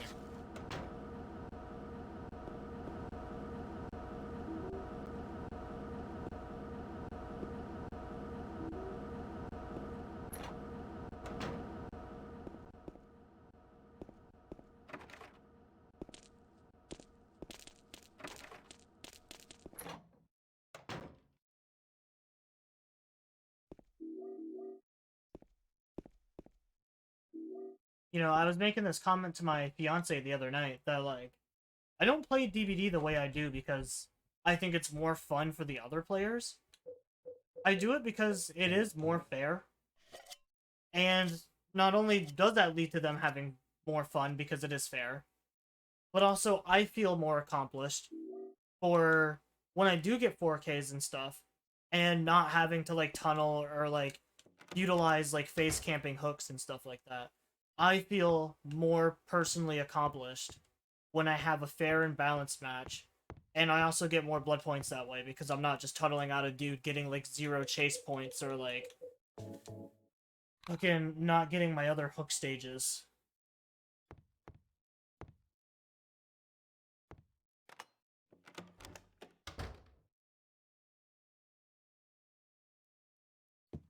Yeah, that's another thing too. Is, like, when I get shit survivors and I try to switch over to killer, no one plays a fucking cake. I had that same issue when I tried playing the other night. I was the only person that played a cake every time. Other than that, it was, like, sacrificial oaks and just, like, a bunch of other shit.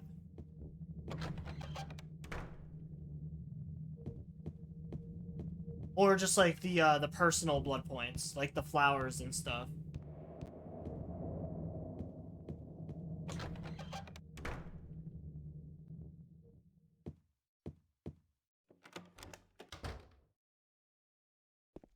But unfortunately, I do need to play it soon because the Rift is ending. So I gotta make sure I get all of that shit before it's gone.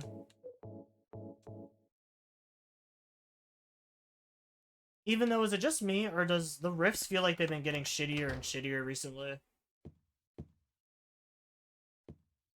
I feel like the costumes they've been putting in the Rifts have been just really bad. It's just like retextures of already existing skins that are worse, or just like new skins that nobody really asked for. Oh yeah, we're on hard mode, so I'm just gonna look up what the answer is. Also, I gotta rip ass really bad right now.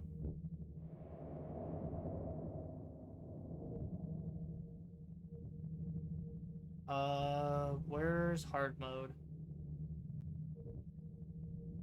To shameful greed did stain her shoe with blood. Even so, I still want to believe that she was happy. Beauty both a blessing and a curse thou be. In the original story, there was blood on Cinderella's shoes when her stepsister tried it on. Thus, the first sentence is Cinderella. Even so, I want to believe that she was happy is a little mermaid because she gave up her voice to find happiness with the prince. And the last sentence is Snow White because she was beautiful, that it was a blessing and also a curse because the queen wanted to kill her because of it. Alright, so Cinderella, Little Mermaid, and Snow White.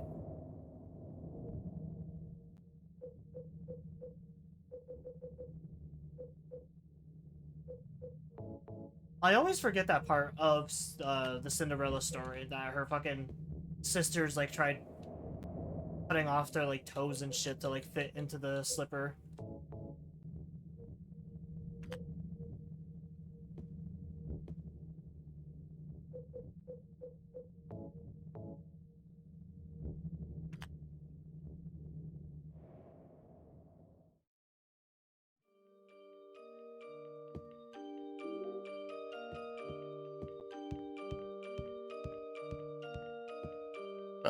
Oh, excuse me.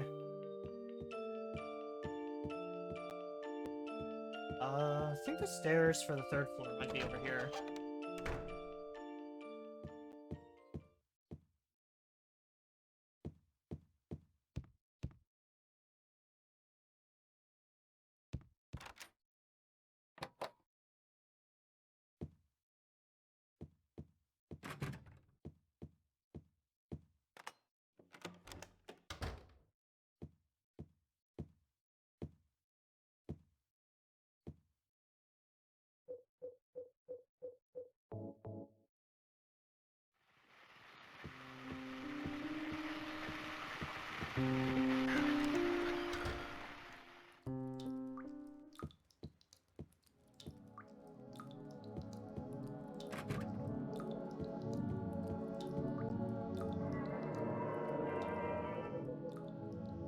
Alright, good. There's a save point here in case I, like, end up missing the book somehow.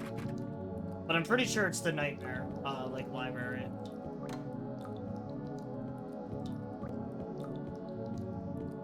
I'm gonna say I'm, like, 80% sure of it.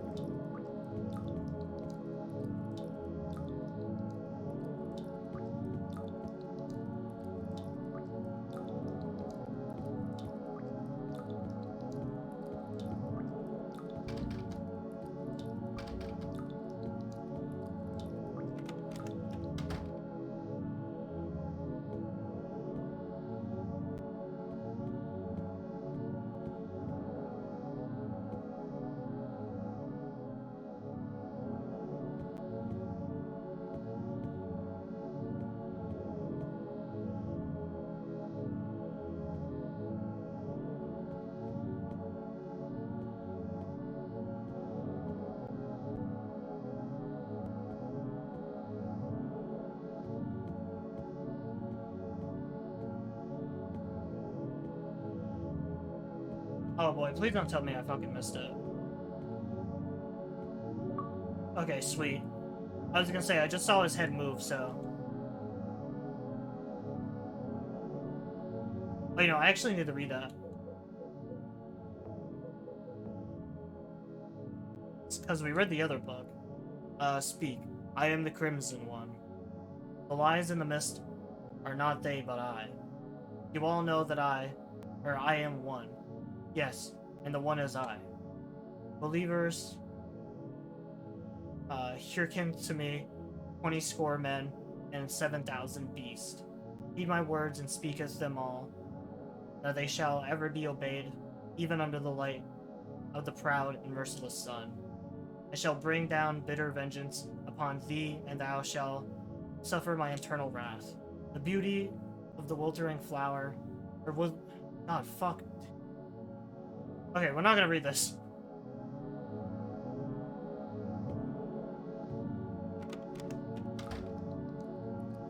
Apparently reading old literature just really sucks.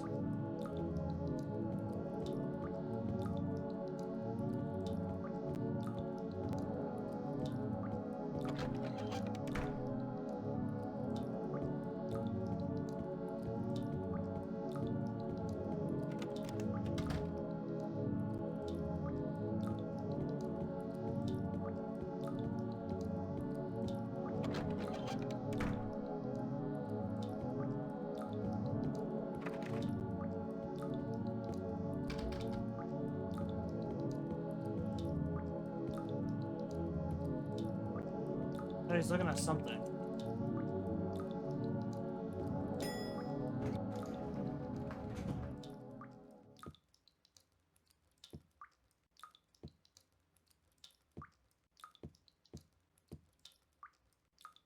I'm honestly kind of surprised that this game doesn't have a trophy to beat it on the hardest difficulty. Like, there's one for beating it on the extra puzzle mode, but not for, like, difficulty purposes.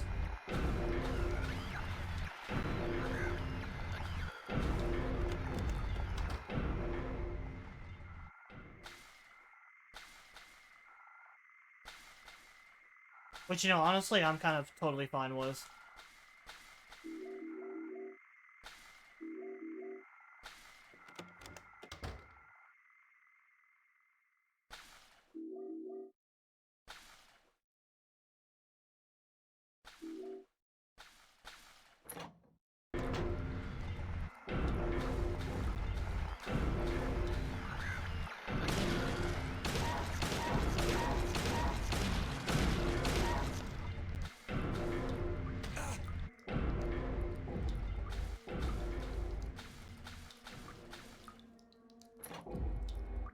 I guess to be fair, this game isn't known for, like, its amazing combat or anything.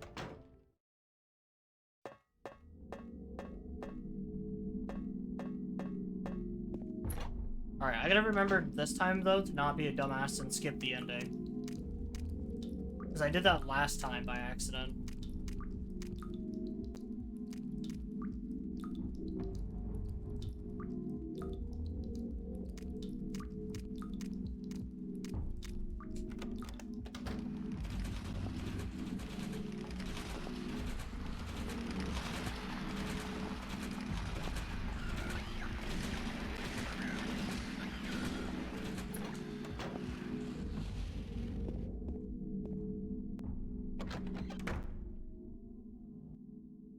Those guys that are hanging, like, upside down like that, you barely see them in this game.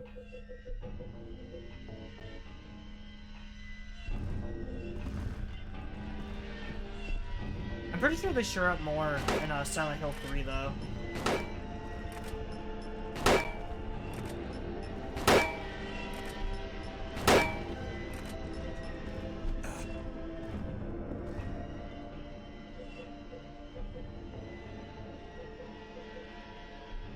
The Silent Hill 3, at least in my opinion, felt way more combat heavy.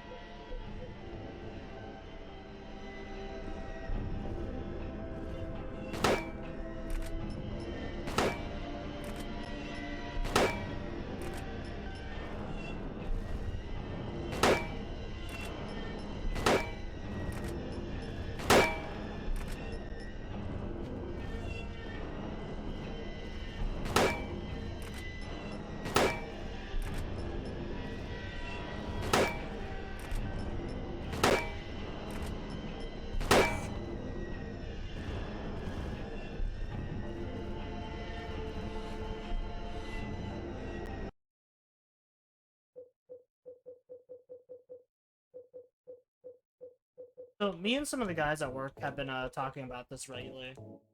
But is anyone else kind of super annoyed with the lack of stuff we've seen for Mortal Kombat?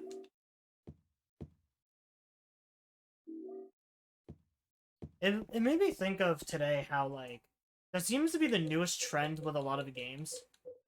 Is, like, there's almost no, like, build-up or really, like, hype around games. They just kind of, like, release under the radar. You maybe get, like, one trailer and, like, that's all they show off up until the game comes out. Or, like, some sort of stress test, and that's just it.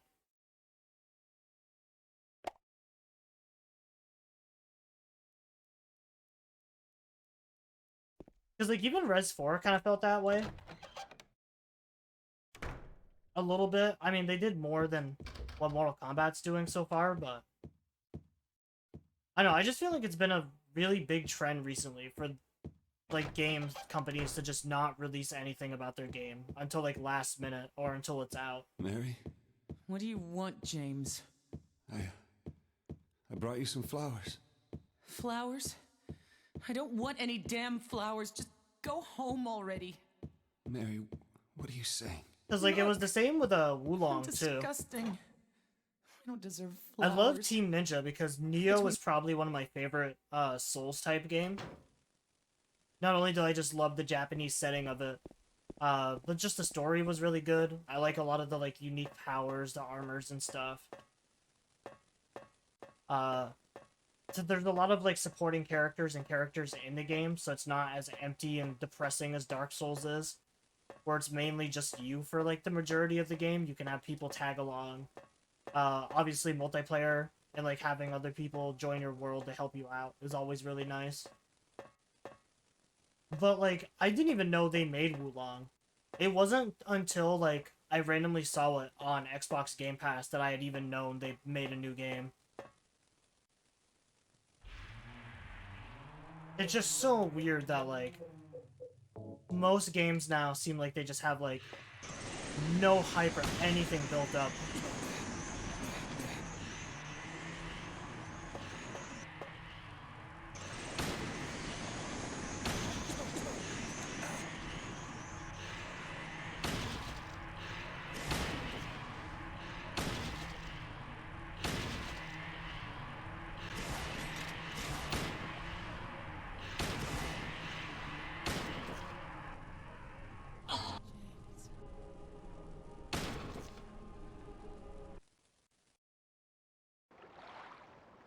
I feel like there should have been a different ending if I basically just sat there and did nothing.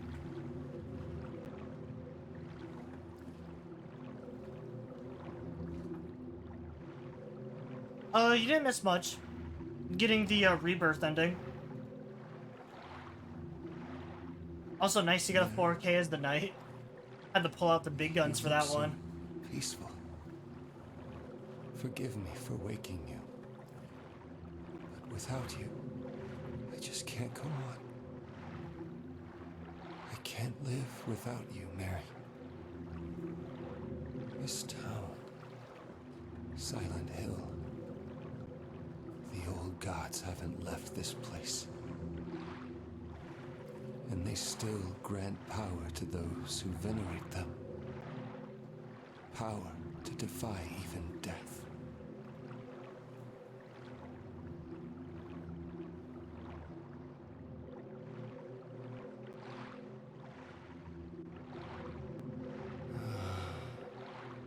Mary. Stranger.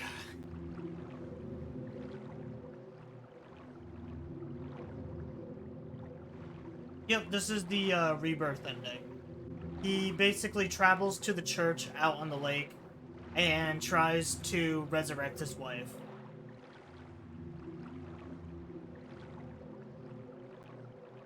He definitely has a pretty creepy tone about it, so I do think this is probably like a really bad ending.